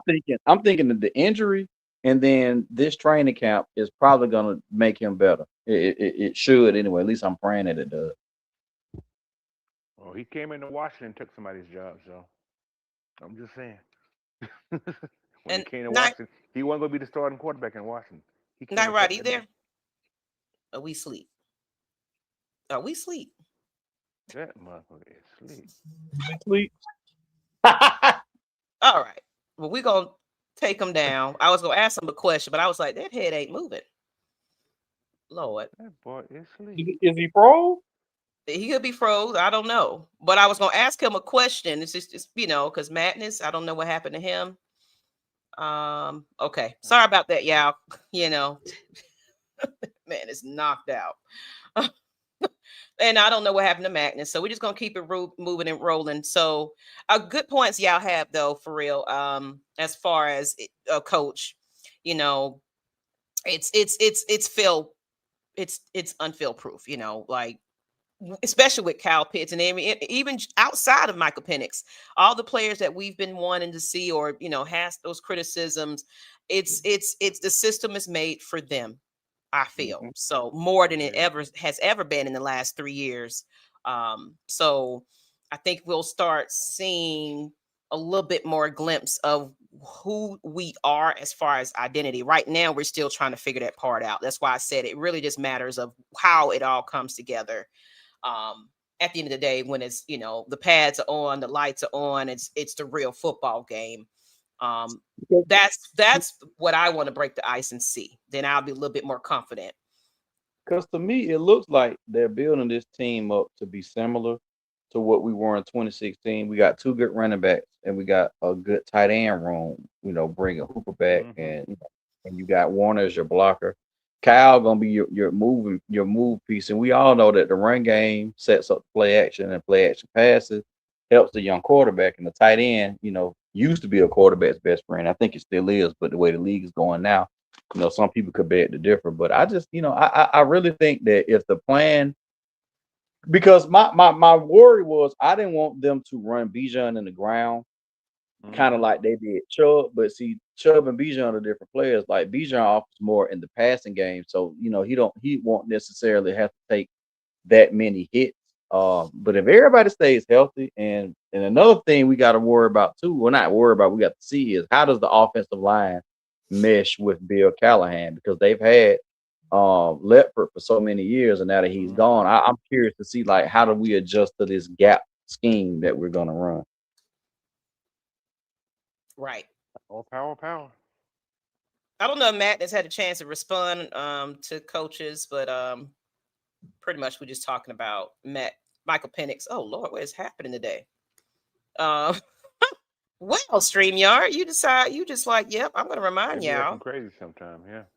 Oh my gosh. So I don't know what's happening. Y'all bear with us the technical difficulties. I feel like we didn't really have like a big agenda of what to talk about today. So if y'all want to drop some questions in the chat while we kind of get our things together, I could do another commercial break while we're at it right now, just for the people that are now newly here.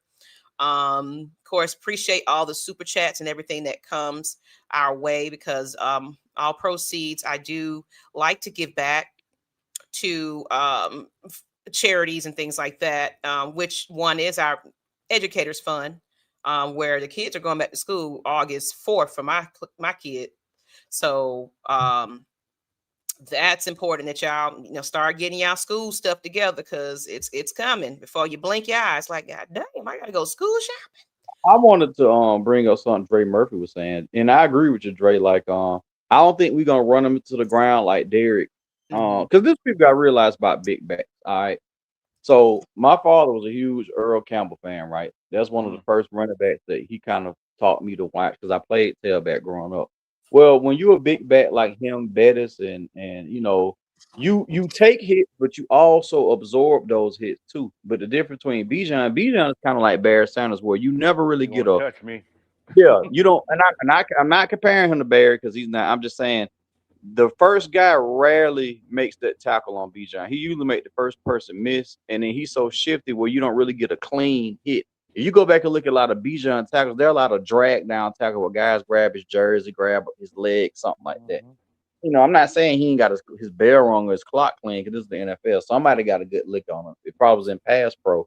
But yeah, I don't think we're gonna run him in the ground like that per se, because he has a different running style. But that's why the bruising backs, I'm a fan of them, but they shelf life is just it ain't long, man, because they dish out punishment, but they take a lot too.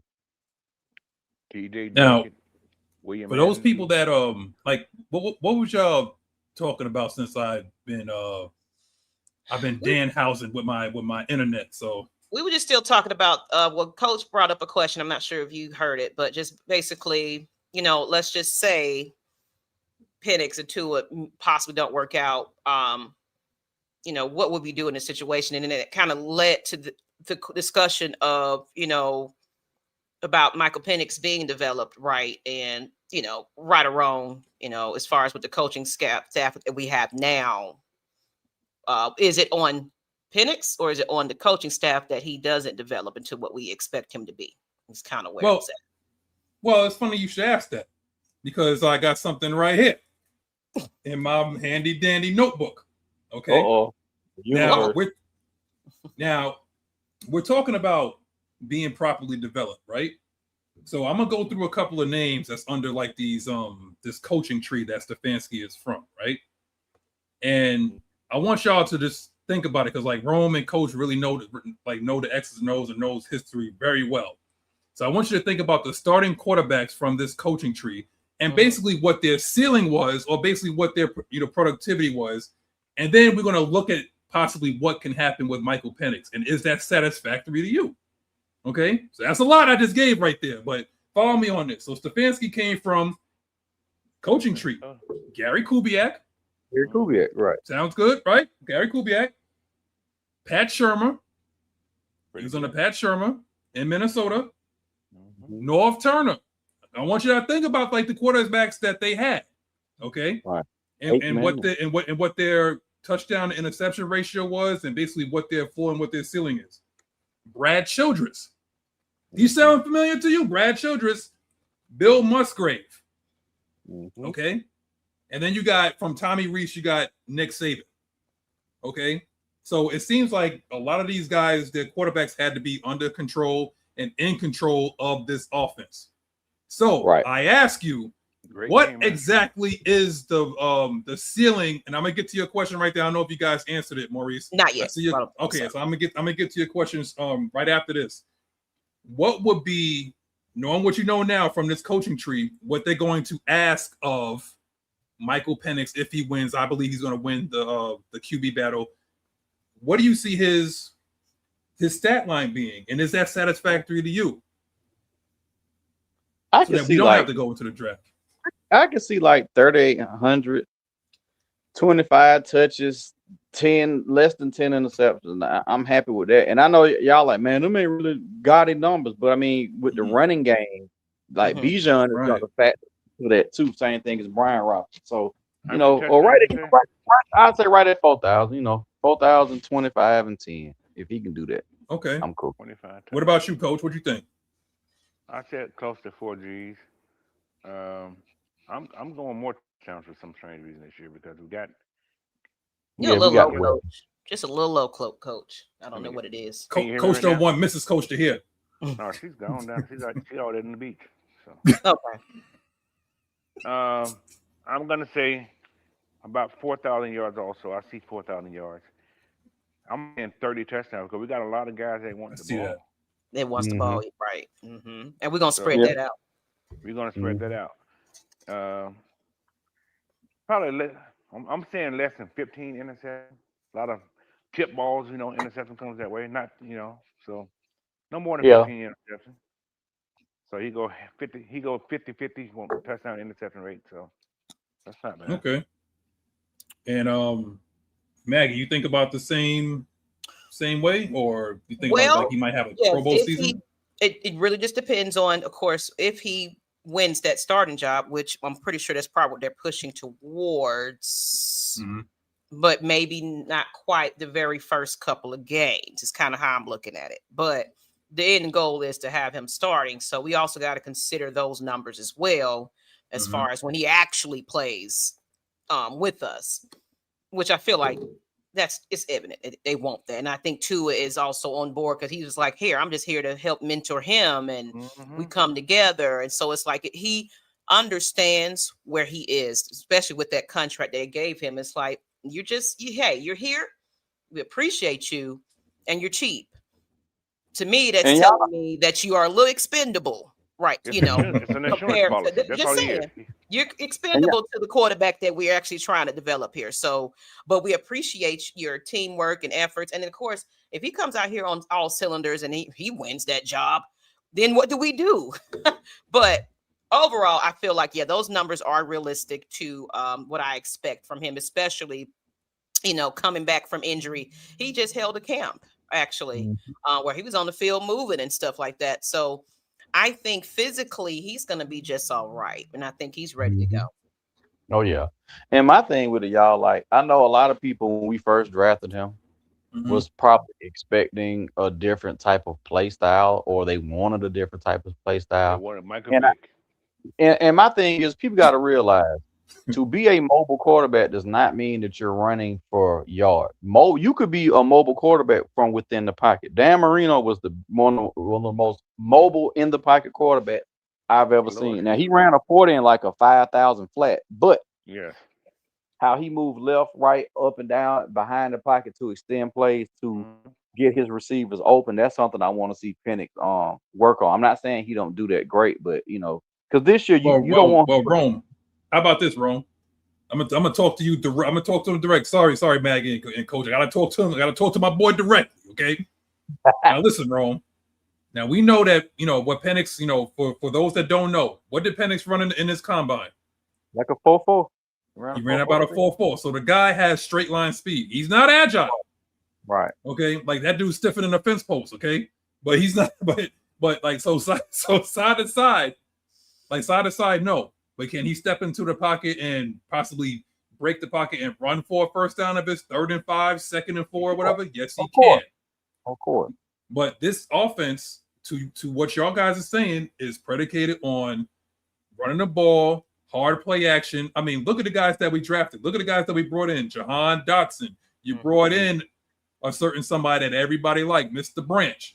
You brought in speed. You got Kyle Pitts that can get down the field. And then you got Drake London that can make the tough catches over the middle, aka like a certain somebody used to play in Dallas. I don't know if you remember his name. The playmaker. The playmaker. There you go. You need somebody to do the dirty work.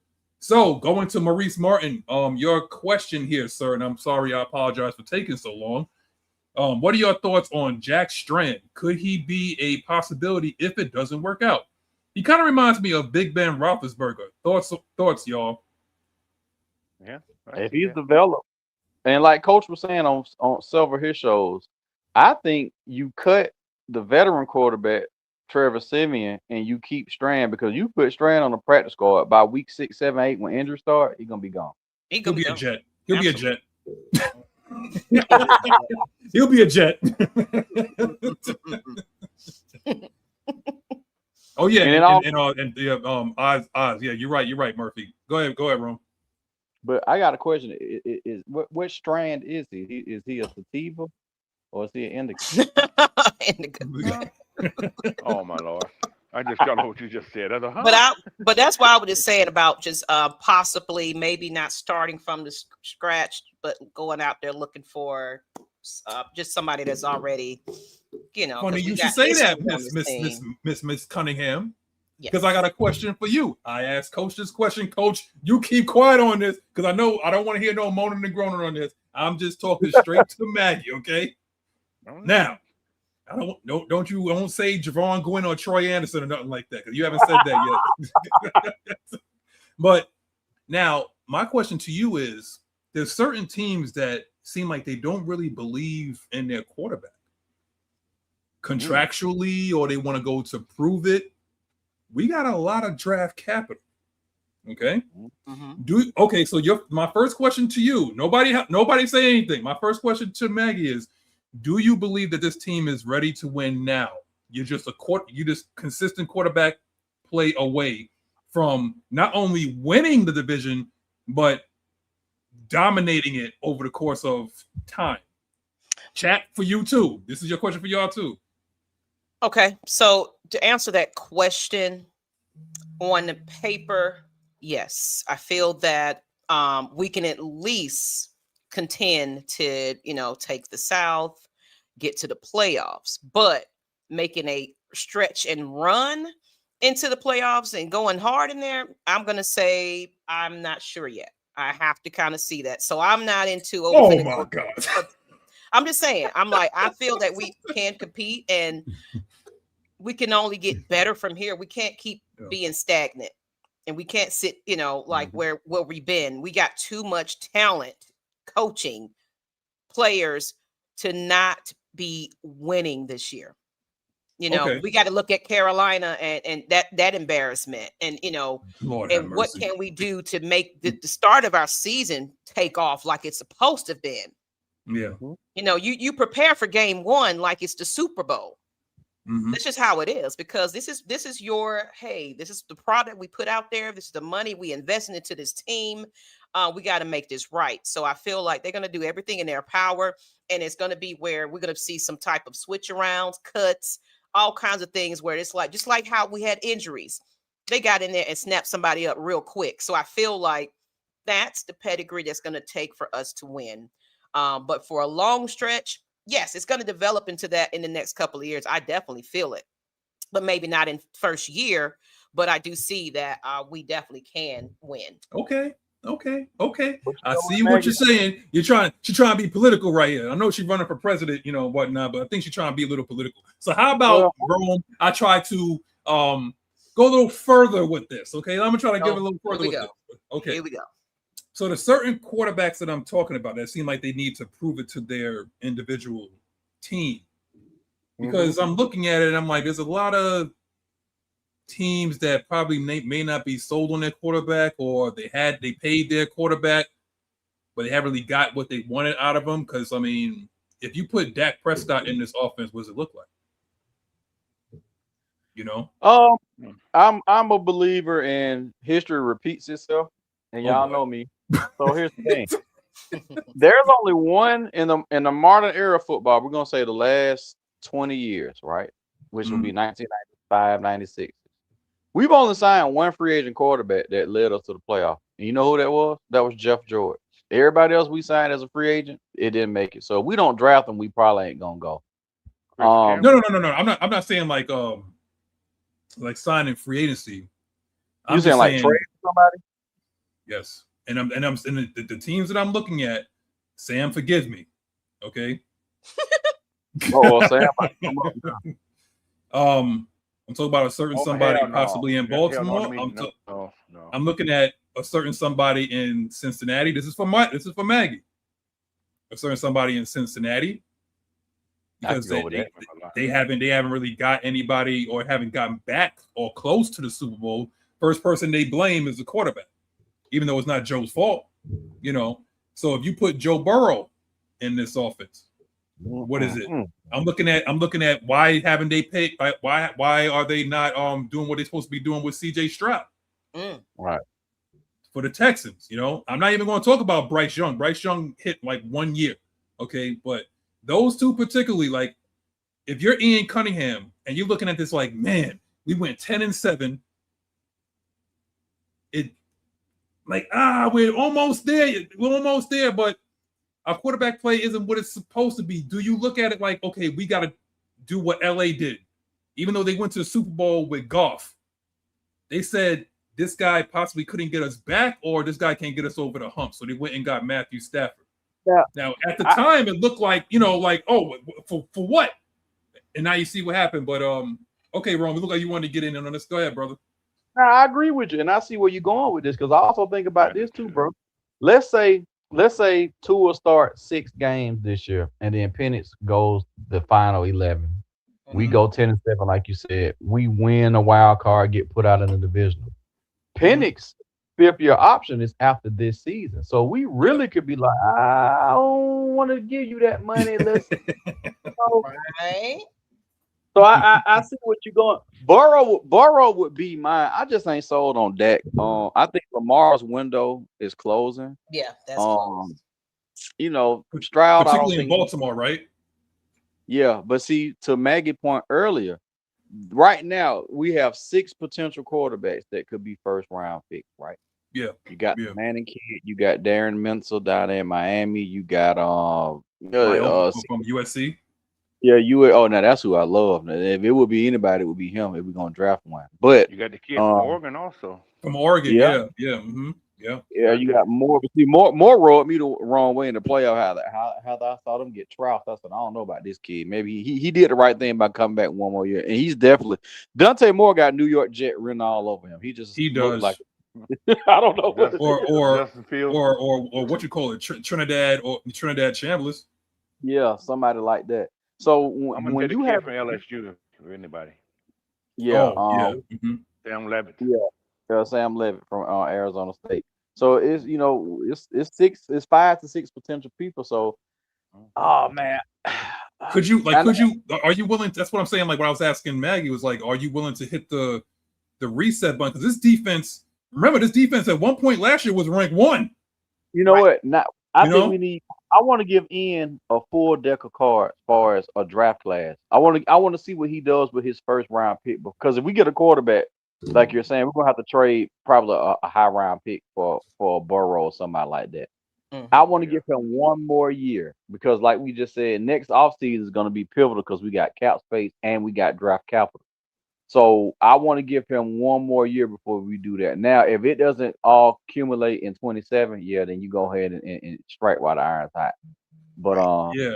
I mean, people saying Burrow was injury prone. They never gave a offensive line in front of that man. They never even tried, man. I got a question for Maggie, you and Coach, and we can kind of round robin it in that way. Now, somebody in the chat had a question. They were asking which coach hire this offseason would be, or I don't know how he worded it. He was saying, would it be Nate Ollie? Would be more pivotal to our success this year? Now, my question to y'all is, the new wide receiver coach that we got with the Dolphins came to us, and everywhere he's been, he's produced 1,000-yard receivers sometimes too. Do y'all think he is the most important coach hire? The fact that we got Jahan Dotson, and we got a new kid in Drake. Do y'all think he is the most important coaching hire this offseason? Or who do y'all think is the most important coach? I think our most important, knowing that we have one quarterback that likes to do the fence and another quarterback that got a busted leg. Man, Bill Callahan, let me tell you something, man. I understand what happened in the last season in Cleveland. That's not on you, brother. Okay? I know you're a little old, man, but you got to keep our guys upright. Okay? Right. So I'm talking about Jawan Taylor. Okay? I need you to keep our guy upright because Elijah Wilkinson couldn't do it. Okay? So I need you to keep our guy upright, and you got a big test week 1 against TJ Watt. So I'm just saying right now, okay, Bill Callahan, I think, is the most important. And then secondly is Tommy Rees. Because we know what what an offensive coordinator is supposed to look like. We just never had it here. Okay, so we know that we haven't had a decent offensive coordinator probably since that guy that went to San Francisco. Yeah. So I will say this, that if you can keep this guy upright, no matter who it is under center, right, then we're gonna win a lot of games. And secondly, to your question, Rome is our special teams coach. Because we lost a lot of games. That was definitely our gray area right there. That's our yeah. Yeah, we lost a lot of games due to special teams. And if you don't realize how great special teams was, look at when we had Devin Hester back there.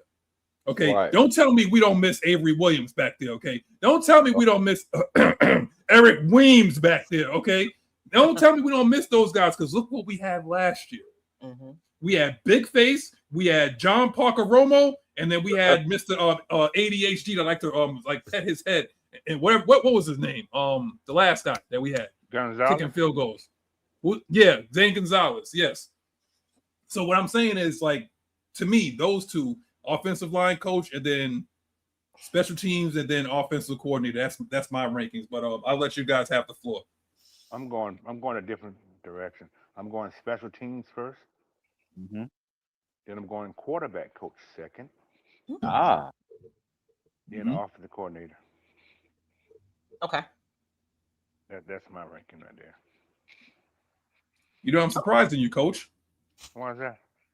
Because you can't throw from your back. Never forget, Coach. Marcus Mariota. But 2022. The reason I say offensive coach, because Bill Callahan has done it everywhere he's been. Yeah. Let's put him in there. He's important, but he's done everywhere he's been. he's had successful offensive line. So I'm not even going to worry about him. Now, it got knocked out. Okay. And coach Now got knocked out. Now for Rome, I want to talk about like in terms of like how they're going to use this offensive line. And I was looking at it and I was like, they ran like a lot of like duos, Right. Under Callahan. I know they're probably going to go like zone, but it looked like they ran like a lot of movement with their guards when they had Wyatt Teller at left guard and they had oh my god, they were both all pros. But it was Wyatt Teller and the other. You know who I'm talking about? Yeah, Bentino, yeah, Joel Bentino, like at guard. So your guard automatically probably going to have like all pro seasons. So I'm looking at Bergeron's going to take a huge step this year. Mm-hmm. Of course, I believe they're going to have that MF moving. The same thing with Lynch. People got to remember Lynch ran like a 4.7. That's rare for an offensive line. Can move, man. Can move, man. So how many yards? You sound scary while you sound low. Your audio is so low. I'm on a what's it called? I'm not on my computer. I'm on a. Yeah, he's on his phone. He's on his phone. So okay. I see what y'all saying. So what do you think, Maggie? Like, what's your top? I'm definitely gonna say anybody that's developing that quarterback position and keeping them upright is the key to all of that, because we've had such a challenge with quarterbacks over the past few years. Is really to get behind Michael Penix. Let's just keep it real, to get him developed into who we drafted him to be. That's most important as far as the O-line protecting him as well. But definitely special teams. I feel special teams, especially who they're kind of putting the name out there for, that's showing some spark. Who's that? He could start. Who's that? Our dog. Wait. You talk about the one that look like a cop? Or you talk about Mr. Branch? No, me seriously. It's they're really focusing on that position right now, and oh my god, it was just terrible. It's been terrible. It was bad. Bad. We can't get good field position. We can't make field goals when it's important. We ain't got a chance if offense is not really kicking off, but the defense is saving our ass, and we can't even get a field goal up in there. Boy, to me, that's important. That's extremely important. No, you're right, Meg. And then and I know today's word of the day is history, y'all. So here you go. Go ahead, brother. But to that point, we've always had great special teams. I mean, players from Billy White Shoes, kickers, Norm Johnson, Deion Sanders, Mort, Elon when he was here that year, Michael Cohen, like we've Money Matt Bryant, we've had we're spoiled here in Atlanta, and we even had great gunners from Elliott, Shelly Elbert. He always used to be the special teams guy, back in the day. So it's like, we spoiled, and I'm glad that they made a premium back on the special teams. Like, look, man, we finna get back to flipping the field, winning the field position game. And if it comes down to us kicking the field goal late, we'll win it, versus like, oh crap, here we go again. So here we go. Now we gotta hide our eyes. Like, are we gonna catch it? We're gonna get it. We're gonna make it. But even though it's just funny though. It's funny, Rome, that special teams reminds me of like the little things in a relationship. It gets overlooked. Right. Like the things that you do like consistently, like every day, it's like, oh, that's overlooked because you're compared to somebody else. Yeah. Right. And comparison is always a thief of joy. Excellent runs, and it's like he's that flashy guy. So it's like I want to see big receiver catches, but it's the main thing is the small details. Yes, it's a small, and they always talk about that. I mean, because look, we can't sit there and keep scoring if you keep starting from the 25. Right. So and Broncos lost us 2 games, the Jets and the Colts game. We win those 2 games. Oh my God! Yes. Go get rid of don't do that, Coach. Here you go. No, but I said he's gonna lose games, wasn't he? But what did he do? He lost games. Yes. And you know what's funny? It's like even though Nick Folk is like 140 years old, his kick percentage was like 96% last year, and he was kicking in that crap stadium, like with the wind. So what do you think he's going to do in a dome, in a controlled environment? Right. It's going to happen. It's going to happen. But that's why I'm looking at, possibly. I don't want to look past this year because I'm really excited about this year. My guy is Penix. I liked him when he was coming out. I mean, hell, I like Desmond Ridder when he was coming out. But it's just something about this kid. Like he, don't hey, listen, Maggie. I'm not trying to bring up old stuff now. Okay, I'm just saying. 9. Which one? Don't do that, coach. Okay. but something about wearing number 9. But Rome, let me ask you a question, man. Okay. Now, we saw Penix when he was coming out, right? Mm-hmm. Do you realize how close we was to having JJ McCarthy on this team? I see, that's my thing, and I'm so happy that never happened because Minnesota potentially kind of in the same boat we in. Like they're waiting for their prodigal child to develop, and they also have a vet that they kind of like Murray. Mm-hmm. They'll fly the plane, until they can get in friendlier skies. But man, if we would have had JJ looks kind of scary when it comes to pressure. I mean, they talk about Penix like he's ass, but have you seen like JJ play?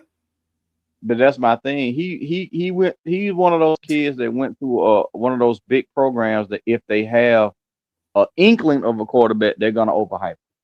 Michigan has won championships. They're not a bad program. I'm not saying anything against them. I'm just saying like certain schools, if they have a guy, they're gonna overhype him a little bit. And then once you look at what you see on film versus what they're saying, you like, nah, this not adding up. And he was one of the ones I'm like, One thing we all know, man, when you got 5-6 quarterbacks that are projected to go 1 in the first round, one of them gonna be a bust. Let's just keep it real.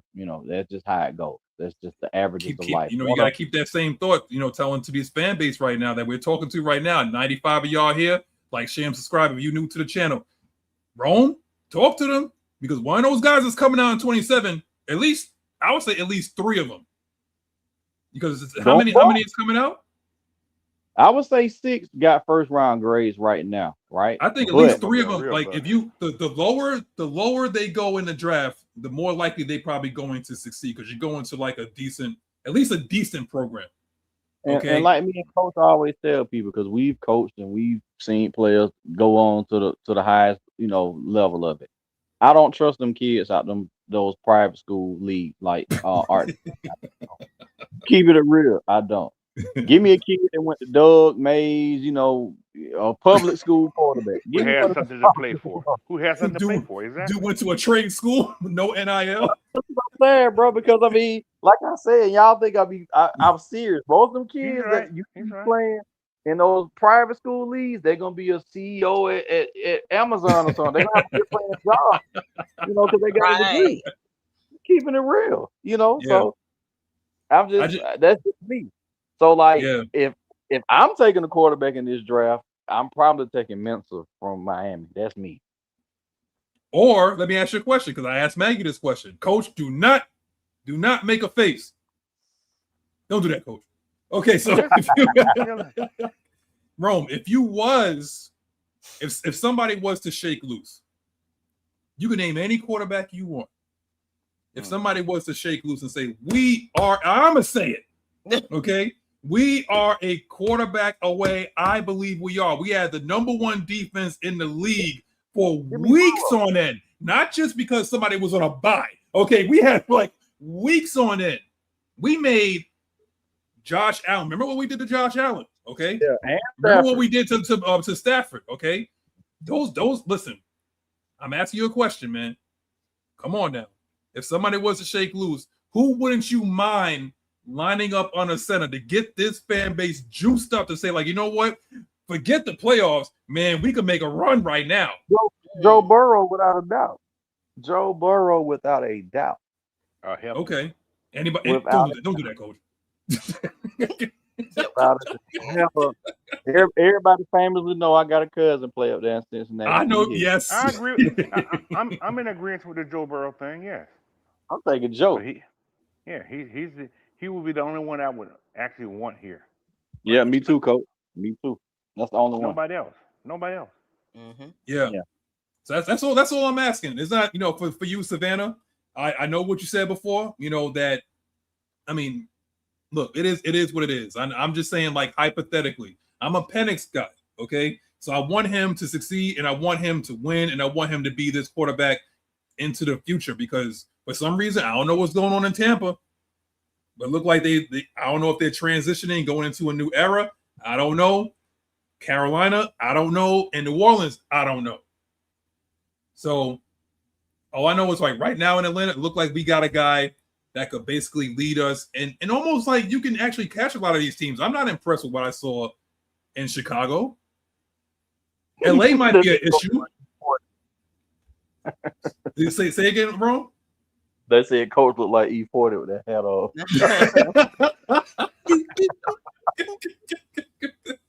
What? How he talk? I can't even do it right now. I can't even think of it. Tell me where to go. We're gonna open up for questions. If you got questions, we got ask questions about anything. It doesn't have to be necessarily football related. If you want to ask about other stuff, it's fine. This is the Regulator show, okay? But once the season starts, we gotta tighten up, Just like what a certain somebody said. Let me go ahead and get his thing right here. Get fucking set. Yeah, when the season starts, we gotta get set. But right now, you can ask us about anything. This is the Q&A part. So, Maggie, do you have a question for the people that's listening? We got 92 people here on an off day. Shout out to y'all. Please hit that like and subscribe and share button. I know it's the off season, so 92 of y'all in here is a hell of a good time. I appreciate y'all. But as far as questions I have, Ask the chat anything, Maggie. You know what? I'm kind of interested to see what people feel about what's happening at that linebacker position. How y'all feeling about that? They've really been putting emphasis on that. Did he fall? I'm sorry. Not Ryder been asleep. He finally woke his behind up. He fell asleep like this, y'all, at the mic. Like this. Oh, that's drugs, Maggie. How do y'all feel about the linebacker, class we got now? Of course, some injuries and things like that. How do y'all feel comfortable with what we have Maggie, right now? I will say this, Maggie. I know AFN, we always expanding and to new ideas. So the JD Bertrand show will be a great idea. Oh my God! Because he's gonna be available. So we know that. Mm-hmm.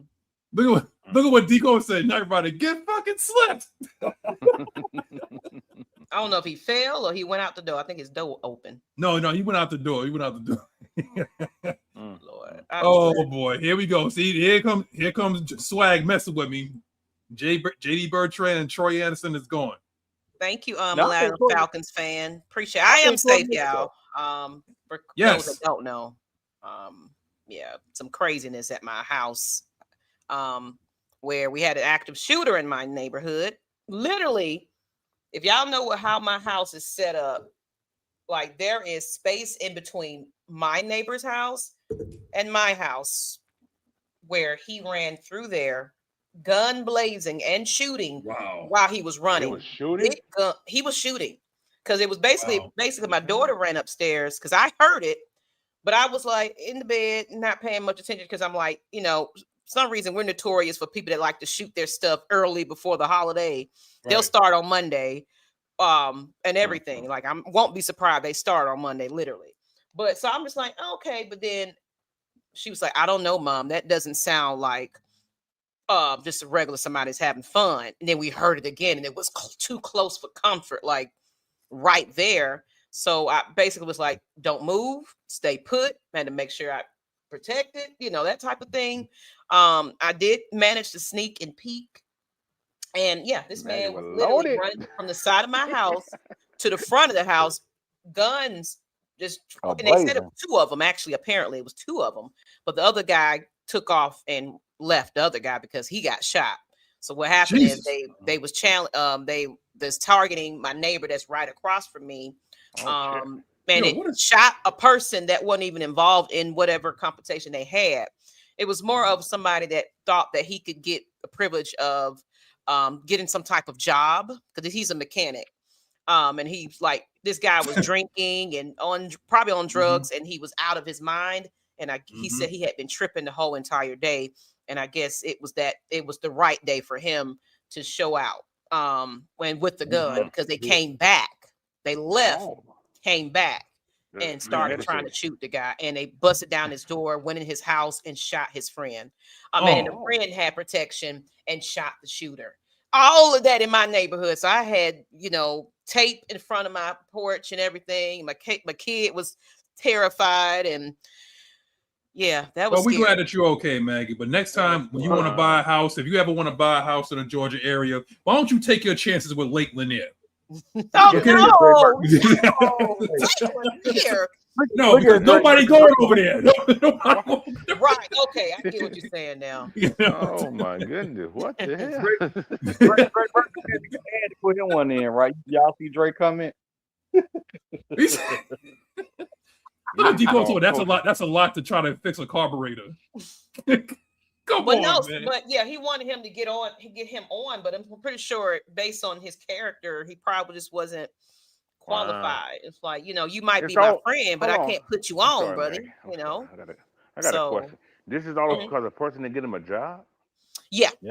Oh, that's hell no. Crazy, man. Yeah. Well, he was mad he didn't put him on and just kept saying, why you don't want to put me on? And he was just saying, I can't put him on. I can see why. Not good enough. He's not a good fit. He's not if you acting like that, I'm pretty sure I've seen that quite a few times out of you. You don't qualify to work for me. If you ain't got a you don't qualify to work, period. That's what I'm saying. I know one thing. If JD Bertrand make this team, I'm gonna be up there. You going through houses to do the same thing? Yep. And like that too. It's a lot of places we can hide that number 40 jerseys. I tell you that. His man need to show out just because you keep talking about him. No, he doesn't. No, he doesn't. If JD Bertrand's out there before Troy Anderson is, I'm gonna lose it. You thought Coach was bad last year that he wanted to do a show? I ain't doing a show. If JD Bertrand's out there before Troy Anderson, I'm not doing a show. I'm asking a question outside real quick. No, my neighborhood doesn't have that type of activity. I think it was isolated. Like, we're quiet where your grandma can sit on the porch and sip coffee. Right. I don't have that type of neighborhood typically. So it was excitement for I was like, this ain't never happened. So of course the whole neighborhood was outside. We was chit-chatting. Probably you was in the put the grill out and put some hot dogs on the grill because everybody outside. For those that don't know, like that in our neighborhood. For those that don't know, I tease her about this all the time. That she moved into like a 6-story home. It's about 37 bedrooms, about 1,600 bathrooms. That's where she lives. Okay, so this whole thing is completely. Listen, it's completely isolated, but we are fortunate and we are glad that she was okay and that she stayed away from the windows and whatnot. But I know Maggie's going to exercise her Second Amendment right from now on, because Maggie gonna go out there and get that. I'm about to go back and go get me some another one because I need to have. What you need, Maggie? What you need, Maggie? What you mean? What you need, Coach? What you got going on, man? I don't need mace. No. That's gonna sting and hurt. No, Coach got rocket launchers, man. Coach don't do liquids. Right, and first you be calling Maggie good because she would have called me. I'm well connected. It would have been happening. Yeah. Like I was fine. Trust me, I was fine. I mean, I knew instantly when that was real. I already knew exactly what I needed to do. I said, "Don't you move. Stay right here." He said, "Maggie T," and the T stands for Tech Nine. Protect now. You gotta protect, man. Y'all gotta protect yourselves. I don't care what you don't do for your everybody. This ain't the 90s where you can leave your front porch unlocked. You know what I'm saying? This ain't that time frame no more, baby. You gotta, carry. Them Tech Nines jam up, man. You gotta have something better than that nowadays. See, we got two guys. I was in the military right here at the bottom of the screen, right here. Tech Nines like a toy. Yeah. Whoa, Coach, what you got going on here, man? It's like a cap gun. Wait, Coach, whoa, Coach. Whoa, Coach. Now, what's the most powerful gun you ever shot like in the military? 50s. 50 cal. Yeah, 50 cal? Yo, Coach, your shoulder all right, man? No, actually, it hurt, but I didn't use the shoulder. No, those are on mount, so you ain't gonna. That's TV shit. That's fake. Yeah, That's But fake. I don't You know won't what see he no had, 50 but there. he had one with the what is that? A rifle? It He had was a- long he had with the a- rifle. Oh, he had a switch on him. Yeah. Yeesh. Yeah. Yeesh. I'm glad. Yeah, we glad you're all right though. Serious about that calorie converter. You know what? Let me get to the question first. First question. Oh my God. Okay. Dan was it Dan? Was it Dan? Dan Cab is kind. Dan. Wait. Oh my God. I'm sorry. I messed up your name, man. But I know you're kind. Okay, that's what it is. I know the last two is like, is your kind. But he said, what about Jack? He might be the one. Jack Strand. At He could be. He could be. Yeah, Don't do that, coach. Don't do that, coach. Preseason's gonna say a lot about this backup thing. This third string quarterback. It's gonna say a whole bunch. He just can't. He can't survive that practice squad. Just like what Rome said. That's why I say I think he's gonna make the team. He's gonna make. Yeah. And I think Coach, they're trade Trevian Simmons. have we ever had an undrafted guy at quarterback to become the starter? I know we've had him at other positions, center, linebacker, corner, receiver, but have we ever had? Because most of our quarters either been a draft pick or somebody that we signed. I mean, you're talking about maybe somebody, almost like a Brady story, Right. It'll be almost like a Brady story. Somebody he was taken in the 6th, but you talk about somebody that's undrafted that goes on to start. Right. I don't think like Tony Romo, right? Tony Romo did that, right? Tony Romo was drafted, though, wasn't he? Was he drafted? I don't think he ever had one. I know. It's the hell no. Wait a minute. Hold on. Jack going crazy. Hey, Corey, what's up, brother?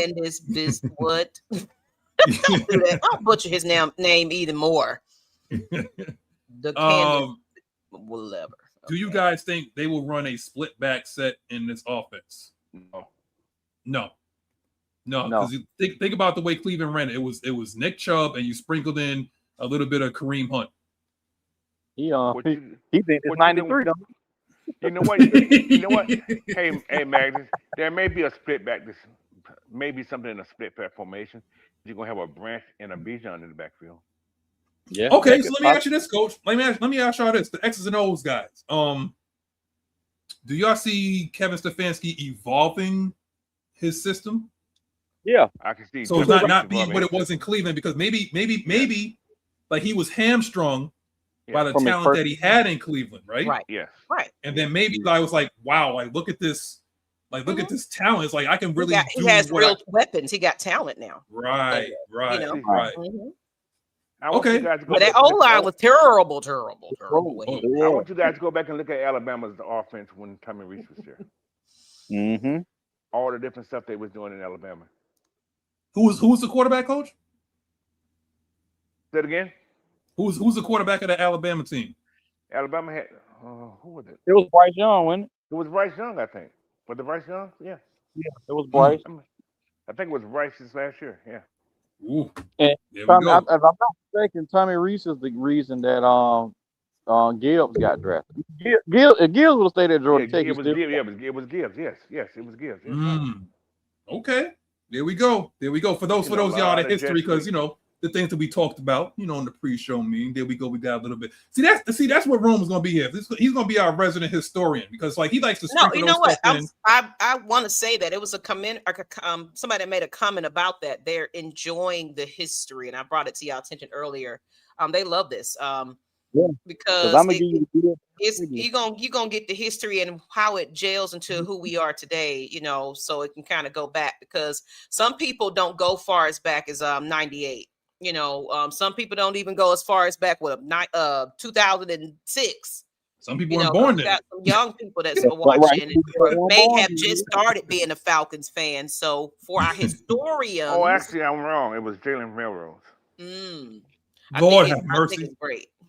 Mm-hmm. Yeah, and I think, hey Rome, you could sprinkle that stuff in, like when I ask you a question and we're going over like topics and stuff like that, to reinforce what you're saying. Is like you have an almanac, like a sports almanac for a brain. So it's like as you're bringing your point home, it's like you're not just bringing it off the cuff or from emotion. It's because like I saw this before. Yes, I did. Boom, boom, boom, boom. So yes, you go ahead and do that. So so that's what we're gonna do from now on.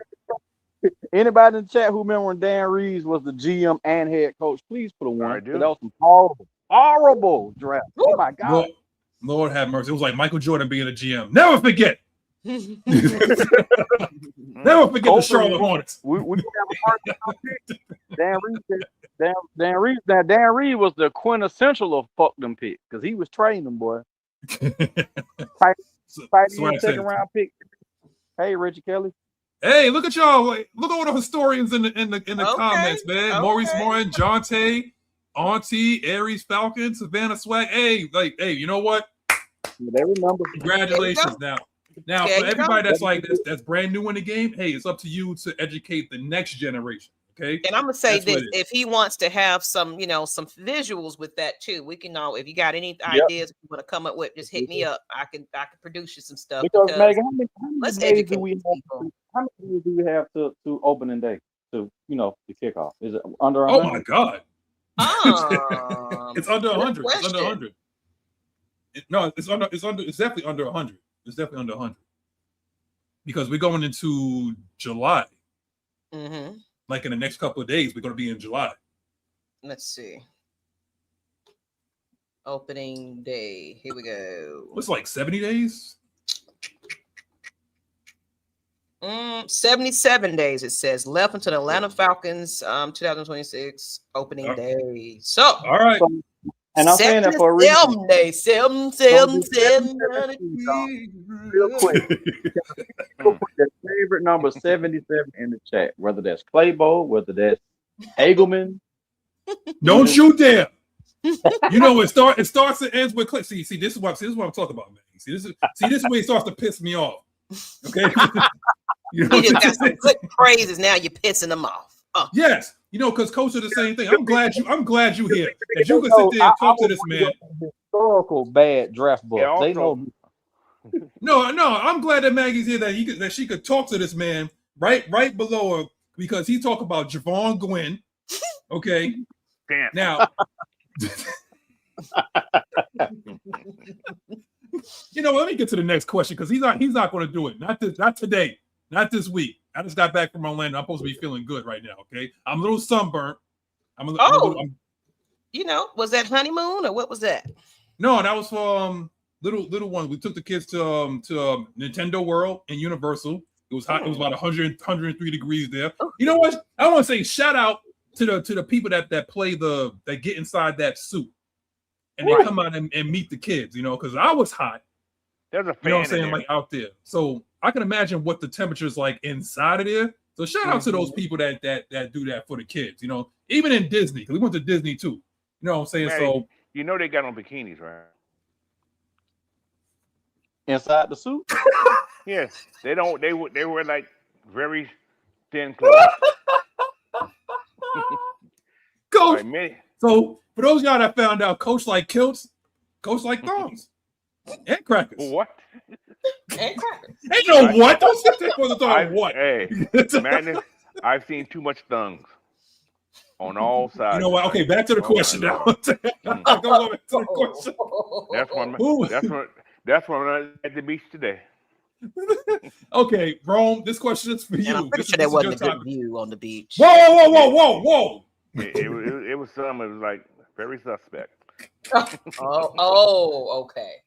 I get what you're saying. Wait. What was your question, man? Questionable people wearing thongs. That's what that means. Whoa, you talking about banana hammocks? See, where's Nyght Ryder when you need him? I'm no wonder you're not on the beach right now. He said like a plantain. He said like a plantain. All right. Back to reality. All right. Rome, this question is for you. Who we need to get off our sick and shut-in list? Shout out to Sundays. It's for you, Bishop. We need to get Bertrand. You better than you know what? Why you ask that question? But that was your fault for asking that question. Troy Anderson. I should have prefaced it by he can't say that. I think he said his name about 5 times already. One more time before you go. I got a three Bertrand minimum. No, 3 times first show. No, I think you got a 2. You know what? there. You gonna drop down to 1? Yeah, you got, you know, you're gonna get a Knight Rider treatment. Right. Oh, let's see. All right. Well, but you know what, guys? This is one of the few things that we don't have a lot of cuttable guys that everybody want to see gone. We only got like a handful. Only Years handful, yeah. past, boy, that list is long. Troy Anderson, G. Bertrand. There's so many capable guys on this team, Coach. Yeah, it's gonna be tough. It's gonna be tough to make the team, but it's gonna be tough when you see guys. And you took what you want.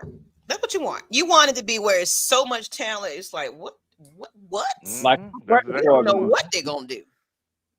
I'd rather have it like that than barely having it enough, and then we're trying to squeeze together some stuff. I'd rather have too much talent. But you know what I don't like, Maggie? You remember back in the day, like with NFL Europe, most of your practice squad guys were sent there. Yeah. And you could develop them. See, it ain't like that no more. They need the UFL and you NFL. Couldn't steal them. Yeah, you couldn't steal them. Yeah.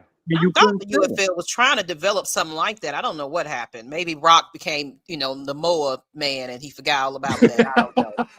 Yeah, he did. He put on dresses and stuff, so maybe he's not focused on football. I heard that movie going bomb though. It's not. I didn't watch it. I mean, I'm not. What movie he in there? Moana. Oh, okay. I said he's focused on being a superstar than being, running the football. And real quick, Nate, I tried to have a nostalgic moment with my niece yesterday. I took her to see Toy Story 5, and then we doubled back to go see Masters of the Universe. I forgot about that. She was all for Toy because she's just 4 years old. She was for the Toy Story 5, but Masters of the Universe, she wasn't feeling it. You took her to see He-Man? He-Man? Exactly. I was the same thing. No, that was for you, man. That was for him. Yeah. Exactly. They were just like, since I'm going to let you to Toy Store, we're going to also go ahead and see the other movie, too. Yeah, well, since where we at it, it's like, let me get a 2 for 1. That was a 3. Wait, hold on, Ron. Wait, hold on, Coach. He said you saw 2 movies. Did you? That was a 3 popcorn day, movie? Bro. Did you pay for that second movie, or did you just sneak into it? Well, no, what it was, my wife had an event, and we took her with us to the event, for the bakery and whatever. And I didn't want to sit in there, so we were in Fayetteville. I said, well, hey, the Tinseltown's right here. We went on to the movie theater and saw the movie, and it was so many. Wife wasn't finished yet, so it's just 1%. I paid for both. No, I paid for both of them, and what was funny, Coach, I think your boy Kobe Bryant had a cameo in Masters of the Universe. You know what? Oh man! Oh boy! Now I gotta go see it, and not be surprised. You called him man Skeletor? It was a few on look like him in that boy. Oh my goodness! All right, next one. Dre Murphy said, help me out with this because this is a Murphyism right here. Can Brian Robinson be what Hungry Gator is that was? Gator? Bijan Robinson. I'm assuming that's a Gator. Who's the Hungry Gator? Alligator. Alligator. But who was? Are you saying Tyler Algier? Can Brian Robinson be like Tyler? Is he saying like alligator, like alligator? Yeah. But you got to realize, Coach did I don't know when you did it, Coach. It may have been like a couple of months back when we first signed it. But Coach put a graphic up. Actually, Brian Robinson had a better yard per carry than Ashton. I get it. He was a starter. I get that. Right. But, I mean, I don't really think we lost a lot. I think it's an even push. I actually think we gained because I think the experience Brian Robinson had over Tyler is going to benefit us because he can carry a team. I'm sure Tyler can also. I'm not going to take that from Tyler because Tyler. He ain't never going to get his chance, though. I think he will. Carry Arizona? Who? Nah. You talk about Tyler. I'm talking about Robinson now. No. I'm saying like Robinson's going to get his carries and his opportunities. Yeah. I'm just saying like Tyler. We'll never see Tyler carry a team the way he carried that. Tyler may not get him carry. He got him here, because of that other kid. And even then, like he was sharing the backfield with Cordero, right? Yep. Yeah. He actually took over Cordero's thing because that's why he got 1,000 yards because he took over because Cordero got hurt. Right. So. Yeah. Well, I don't know. Madness, I'm gonna quote a famous coach that was in the New York area. Oh, Bill boy. Parcells. Bill Parcells said, "You are what your record is, and in free agency, you get paid according to what the league thinks that you are." You look at Tyler Allgeier's contract. That's what the league think of him. Because if they thought more, he would have got a bigger contract. Coach was right. I'll say it now. Coach was right. Okay, I thought he was going to get more, and he didn't. So my question to you, question for the panel, and last question for the people in the in the comment section. What happens if we go 8-9 again? Shit. You know what I'm saying? Like talk about being tired, talk about being, so what would happen? Not saying what your feeling is. I want you to actually think about what would happen if we go 8-9 again, because it seemed like we could never get over that 8-9 hump. Okay. Let's say we go 8-9. Yes, sir. And everybody's healthy. There was no injury. There was nothing that gave us that setback to go that. Yes, sir. Mm-hmm. And then you look at, okay, do we have the right quarterbacks in here? That's another situation. That's another situation you got to look at. Or do we have the right defensive coordinator? Because if the offense is scoring, hold on, let me. If the offense is scoring points and the defense is giving up the everything up, and the defense when they need to be at, it's the defense now. But if the defense is scoring and we can't score offense, and the quarterback is turning the ball over and so on and so on, then we look at your quarterbacks. So what do you think, Coach? Like because I pretty much think, I don't know, it's like 50-50 with Brick though. Like, does Brick want to be a head coach? Like, does he want to be a head coach? And it might be a spot that opens up somewhere. Does he take it, and do we promote Nate Ollie? Because who don't you want to lose? Hold on. From that. That's a great point. Now, who's not working right now? Who took a year off? Who took a year off? Mike Tomlin. Oh, Mike Tomlin. Oh, yeah, right. Okay.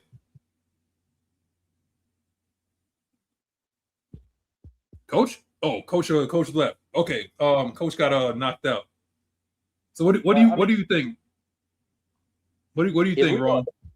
If we go 8-9, to Coach's point, and let's say it's one of those 8-9 where we losing these games by 3 points or less, and it's a competitive 8-9, then I think the quarterback position is going to be at hand. Somebody going to get traded. If it's on the quarterback, right? Like we're 8-9 because of quarterback play. Like let's say Phoenix win 4 games and your boy wins 4, but the 9 losses are just like close. There are losses to where Penix was off key, his accuracy was having issues. Things of that nature. Yeah, it's some heads gonna roll in the offensive and that's just what it is, because we're too talented. Even the years that we weren't a great team, we still could have made the playoffs with Mariota. I'm glad we didn't, because that would have got tricked and keep them. But Okay, so Coach, if Ulbrich, let's say like what happened with Ulbrich, right? Okay. Let's just say Green Bay doesn't get over the hump, right? Uh-oh. You see what I'm saying? Like, Green Bay doesn't get over the hump, and they interview Ulbrich, and Ulbrich takes the job. Because look, you got a freak like Micah Parsons up there, like makes your job a whole lot easier, and you got Xavier McKinney. So it's not bad. It's not. And then you already got a quarterback in play. You already got your quarterback. So or maybe it could be Minnesota, right? Who's to know that it may not be Washington? Like it all depends. There's a lot of teams and a lot of places that could have some potential openings. Right. So let's just say that Brick moves on. I'm ready. You ready for it? You promote. I'm good. And Nate Ollie, you promote Nate Ollie from within. Now, offensively, let me give you this offensively, right? What if that under Tommy Rees, because Tommy Rees is going to be calling the plays. Mm-hmm. If Tommy Rees, we've seen it happen before, because Stefanski actually took the play calling away from Tommy Rees, I think, at one point. And he started calling the plays. So is Tommy Rees under like some pressure? I think he is. Look like Boo Boo, yeah. I think he is. And this is a reason, and I'm gonna tell you why he's under pressure. Our wide receiver coach has called plays in previous stops before. Your team president is a former quarterback himself. You have a quarterback coach, and I don't want to plays before too. He called plays before too. Your head coach has called plays. So that's 4 people. Yeah, and then Bill Callahan. Bill Callahan was a head coach too at one point in time. So he was. That's 5 coaches on your team already. I mean, you would think he would learn. In a perfect world, he learns and he grows. But this is a win now type of league. And then 2, Madness. What if we go crazy offensively and then Tommy Rees takes a head coaching job in the collegiate level? Because that could very well happen too. Yes, it could. Now, if that does happen, I'm sorry, Coach. Yeah, go ahead, man. I'm gonna give you my point on the defense. You said Nate Oller take over. What I was saying before whatever hell string you did to me. Mm-hmm. That's a guy who's not working right now. Who's Tomlin? very familiar? No, who's very familiar with Stefanski. That's not working right now. Yeah. That's. Oh, you talk about dude from Cleveland.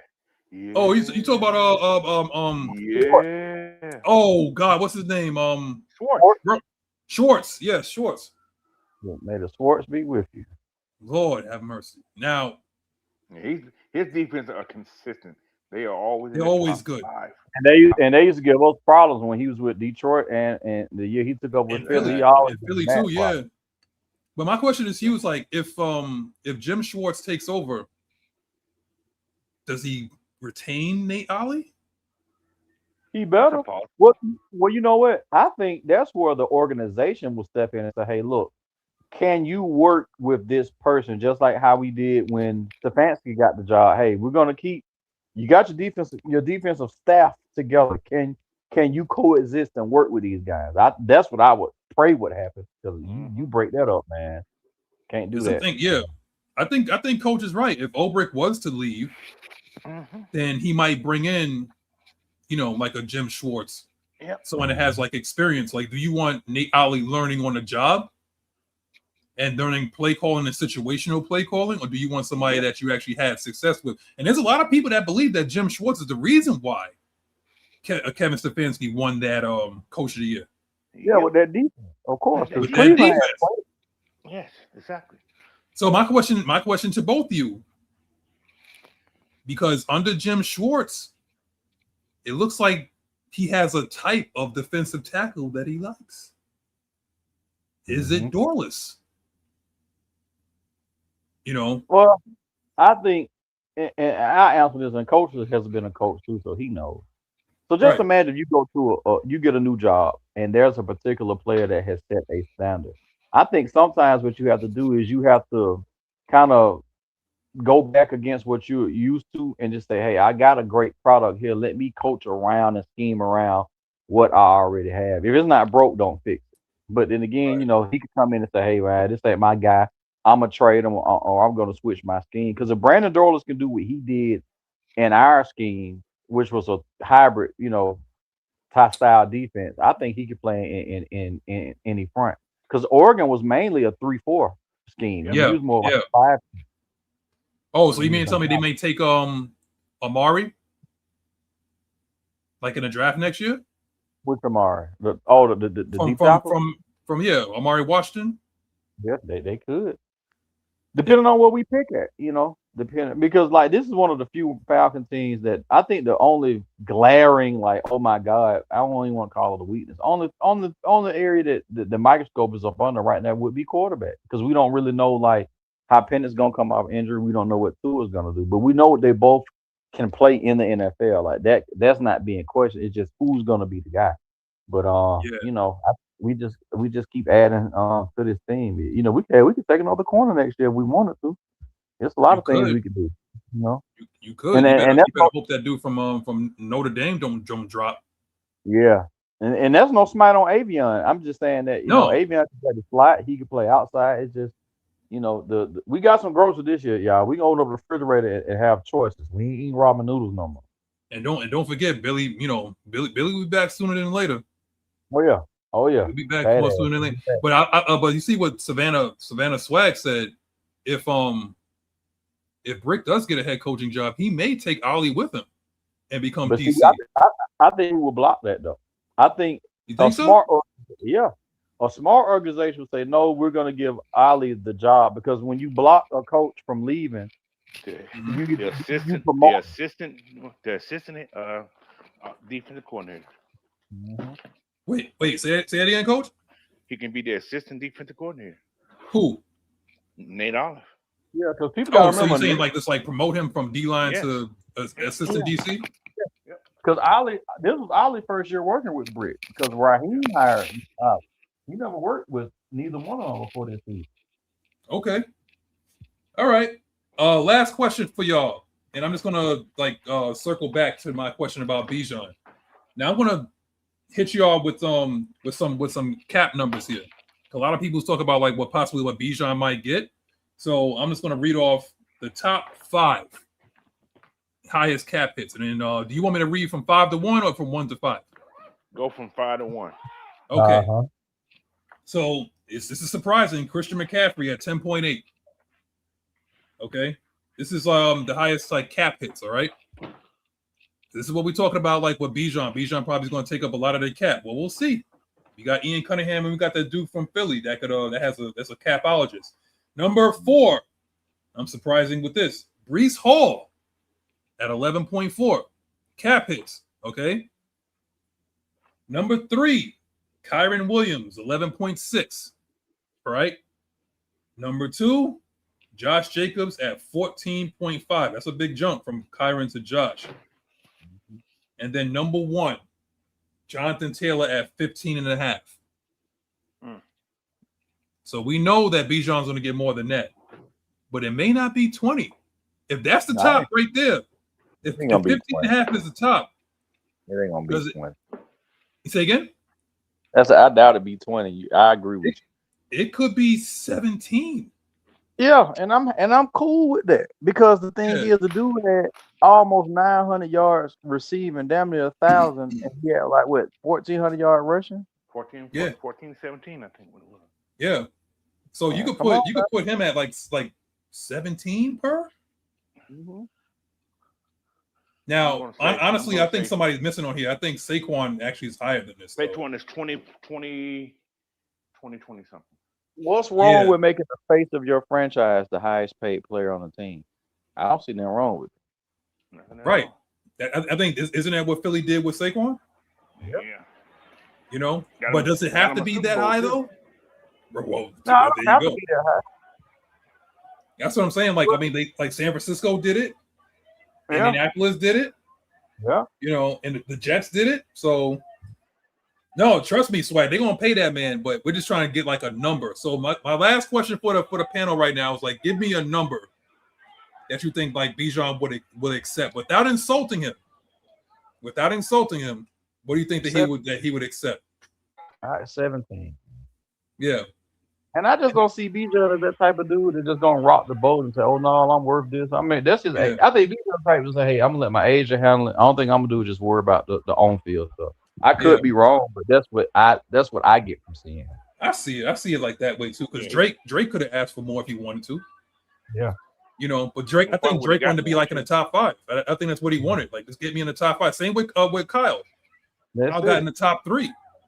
And then Drake, it's a reel going around, and he explained why he stayed here. Because like he said, this is a team that gave him an opportunity. He likes it here. The fan base likes him, and I tell people all the time, contrary to popular belief and what people have said on other shows, this is the South. This is football country. Okay, people want to play on Southern teams, right? Whether it's Atlanta, whether it's Miami, the win different down there. Different. It really is, and if you build a winner, I mean, you look at the stadium, you look at the cost of living for somebody in Drake tax bracket, it's a steal to live down here versus living in California versus playing in New York. You know what I'm saying? Where your money getting ate up. So it's a huge difference. Same thing with Florida. People always wonder, and if I'm wrong, somebody prove me wrong. Every year, the biggest free agents go to what states? Tennessee or Florida, because they don't have a state tax, so they're gonna get most of their money. Texas too. Yep, Texas. Right. Especially if they won a Super Bowl, a la Ladarius Sneed. You know, when he left Kansas, he said, "I'm gonna sign with the Titans." He wasn't going to Tennessee thinking they would win. He like, "Man, let me cash out, give you some money, and you see what happened." He played like shit. He got cut. He went back to Kansas City. Okay. Question: how old is Bijan? He's about what, 25? Nah, he ain't that old. He's like 23. He's young. He's 23. Ooh, okay. Yeah. I like this. Here we go. Follow me on this, y'all. What if Ian was to give him the same deal that he gave Kyle? Not necessarily like an insult as like a prove it. Not like that, but you give him guaranteed money that second year. You give him some big money to get into like the top pay there, and then we'll revisit you in that year 3 or 4. Like, you know what I'm saying? Like, give you like 2 or 3 guaranteed years, right? And then let's say this back, like as you're getting into your prime, because you ain't even hit your prime yet, young man. I mean, yes, you're great, but you ain't even hit your prime yet. So as soon as you're about like what, 26, come see us again. That's little people in their prime. But you know what? That's the new thing in the NFL, because I think the issue with fans, we have to remember that this isn't the same NFL where the average free agent got a 5-year deal and you was cut, and then when you cut them, it messed your cap up. Them days are over with. The 3-year deal is the new 5-year deal. And the reason it's like that, because it works out both ways. Number one, the player is still in his prime when that contract expires.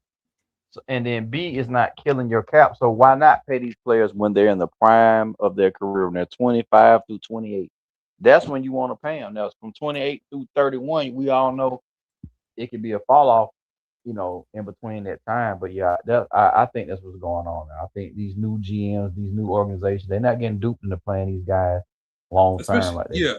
And I think just like what Swag put down there, like 5 years, 120, it's like you're almost seeing like that's more like a rarity now, you know, like seeing that, like except for like the quarterback position. Quarterback. Yeah, but the good GMs are going almost like you're almost trying to get that third contract out, because if you get like 2, it's like you're possibly only getting like two contracts out of that person, as opposed to getting 3. All right. You know, I don't want to say it like this, but they want to work you to death. You know, so. The thing about this, Matt, is me and you grew up in a time where rookies were getting paid than some vets. Sam Bradford. Sam Bradford, right. There she go. They changed it once Carol Pitt came, huh? Hey, listen, they like them vets got pissed off when they saw Sam Bradford get that paper. You know, like right over. My baby had my oldest, you know, even though she's the most oldest, she still be needing to talk. It's like, I'm in the middle of something. I just okay. I get it, because you know, mine's somewhere running around. Hopefully she's playing Smash Brothers, but I don't know. She might be smashing herself. I don't know. But okay, so this is what Mon D700 said. Hey, what's up, fam? Y'all seen what Zachariah said? He said it will be a tight race between him and Cash. That's how you know Cash is fast. Wow, they must have a race something. I haven't seen it, but I'm not surprised. I mean, I think based on just what those coaches are saying and everything else, you know, it's anybody's game to take. You know, Cash is going to have be a fan favorite the way I hate to say this, the way Troy Anderson was his first year. Oh man, oh my God, his first year. Okay, his first year. Speaking of which, man, did you know that the what's the name brother, the Amaran Brown brothers, however you say their name, St. Brown. Amaranius or something like that. You know they got the other brother. You know they have a podcast, and if anybody in the chat sees it, you know, but Branch was on that, and he said, and I'm bringing this up because you said something about him and Cash. He said the reason he left USC is because he couldn't go to the gym and work out late hours, whereas versus UGA, you had access to the gym 24 hours. So Georgia's strength and conditioning program is gonna get you right. So I'm saying that to say like, yeah, I can go for that with him. Shoot, look at those numbers he put up in the combine. Like he hit 225, like 20 something times. Zachariah at his weight. 5'10", 180. You're throwing it up like that. That's a strong man. You don't want no problem. Yeah. But go ahead, Maggie. We gonna end it on that note. If you want to like add something else, see what you snacking on. You gonna ask me why Mitch snack? What is it? Rice Krispie treats? What you got going on there? It's actually crackers this time. Coach like crackers. I know. I knew that was coming on. Anything last minute I want to add? Whatever. Yeah.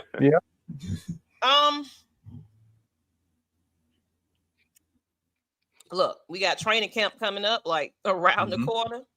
I'm still seeing players out there hosting practices and doing, just staying active, and we're gonna really see who's really here for the Falcons when it comes to day one. And I'm happy to see Michael Penix out there doing his thing and really showing that he's ready. As far as the veterans influence, it's been coming back around to this team. I'm happy to see it because it just shows that they're very invested in who we are. But we can't say anything until we see it happen. So it's all kind of just little bits and pieces from any camp. You really can't go off of any of that. It's gonna. Are y'all going? Y'all going this year? I am going. I'm going the 31st and the 1st because, they decided not to give us a lot of weekend training camp days, unfortunately. So I want y'all there. 31st and the 1st. Yeah, they don't want y'all there. They want the unemployed down there, okay? No, they want the season ticket holders and, all of them. It's like, what about little old us? Even though people think I'm a season ticket holder because I buy tickets and just be, I be everywhere, but. Do you know what game you're going to this year, or like that? Anything that interests you? Any game that interests you that you think about going to? Every game, shoot. Look at that. I don't have look. I just love being in the Falcons atmosphere. Period. But I am going away to the New Orleans game though. That's what? Yeah, this year, y'all, they got standing room only tickets. I think it's the first year they're doing it at the team. So I didn't know that. Yeah, listen. We need to get security details because you can't though. Because right there in that section, everybody be standing around it too. Anyway, you might as well make that standing room. It's a party. What this fool said, Maggie T Productions. You ain't got to cover your mouth though, Angel, Princess, and Queen. You can talk with your mouth full. No, that's not. I can't be over here. That, of course it is. And stop watching my mouth, Ray. Who else? Whoa! My mouth. What is that about? All right. Hey. Angel. It's always Angel Princess, and he used that same line for Auntie. He must be crazy on the Ladybirds, man. He don't know what to do with himself with some people on there. I'm leaving the Ladybirds on. He got the lights down low. He got a bucket of wine in his room. Whoa! Especially when we have some of our ladies that be on the show. They haven't been on there, but there's particular eye candy lookers that people particularly look at. I know. I've seen the show, and I see how the guys react. And it's like, y'all calm down, listen to us. We talk do sports too. They do, but some men are gonna be men. But Miss PJ Auntie said, I'm going to the 2-day joint practice in the Indy and preseason game. Now, don't yell too loud now. Okay, don't yell too loud and distract Mike into throwing an interception. Okay, we need him completely flawless. Leading into the season. Now, Coach, go ahead and say your goodbyes, man. All right, y'all. This is I got a day and a half left in this country over here. Got this heat. Hurry back, Coach. What's the heat index right now? What how you feeling? Too damn hot. That's why he's sitting inside while wife is outside. They out there doing these. I don't know, man. They crazy, man. But yeah. Anyway, man, I'll be back hopefully Friday. I should be back Friday. Okay. And Sunday and Saturday. So I'll see y'all next weekend. How's that? Nice. All right. All right, Rome. Go ahead, brother. I want to shout out to everybody that came on today that's been supporting us. Every Sunday, taking time out of y'all busy day. I want to give a shout out to Maggie for coming on today. Shout out to the Lady Birds. Oh my Shout out God. to Coach Payne. Shout out to Nyght Ryder whenever he wakes up from his nap. Drugs. Shout out to Big Will. Shout out to everybody that's feel like what we got going on. Make sure if y'all do come to the training camp this year, let's try to set up some type of meet and greet for those in the chat and the part of what we got going on. Let's meet, greet, be cordial, because we all are here for one purpose, and that's the team that we love and we cheer for. So that's a good thing. That sports bring everybody together from different sexes, from different walks of life, different areas of the country. So this is a great thing we got going. Let's just keep that going on, and let's rise up. That's all I can say. But y'all know my date, so it's no excuse. There you go. To knowing when the AFN is gonna be there. Karina, her butt gonna be there every day. I can't make it through the week, but Miss Pam too. Pam gonna be at extra practices, but like he said, come out, just say hello. Don't be shy, And because we have us a good time. I don't know about y'all, but we have us a great time in that damn heat. Yeah. But I'm gonna be like Miss Pam. I'm gonna be sitting in the press box in my tent up top because it'd be too hot, man. It be. And Drake Murphy, we're gonna get you a signed and autographed JD Bertrand jersey. You heard it first. No, he gonna get a Maggie signed jersey. As far as my last thoughts, though, I do want to put this back out there in case you missed it at the beginning of the show. Yes. If it pops up. It is. Oh, I can't see it on my side. So yeah, it's there. It's slow on my end. So as anybody may have not known, but there was a huge major earthquake that has shattered Venezuela to pieces. And we have our very own newest Lady Bird of AFN, Miss Sandra, that brought it to my attention. Of course, I just stay away from the news for the most part. So I wasn't fully aware of all that was going on, but I didn't see the extent of the magnitude that has affected the people out there. So she actually has a personal friend that is in search of their father and kids. And I think one of the mothers didn't survive, so it's a lot going on there. So, for one thing, say a prayer. But in addition to that, the Atlanta Falcons Nation, we do still have our Cash App open. They do have a fund me, but it's like I like to gather it and put it under Atlanta Falcons Nation so they can show, so we can show our support versus you going over there individually.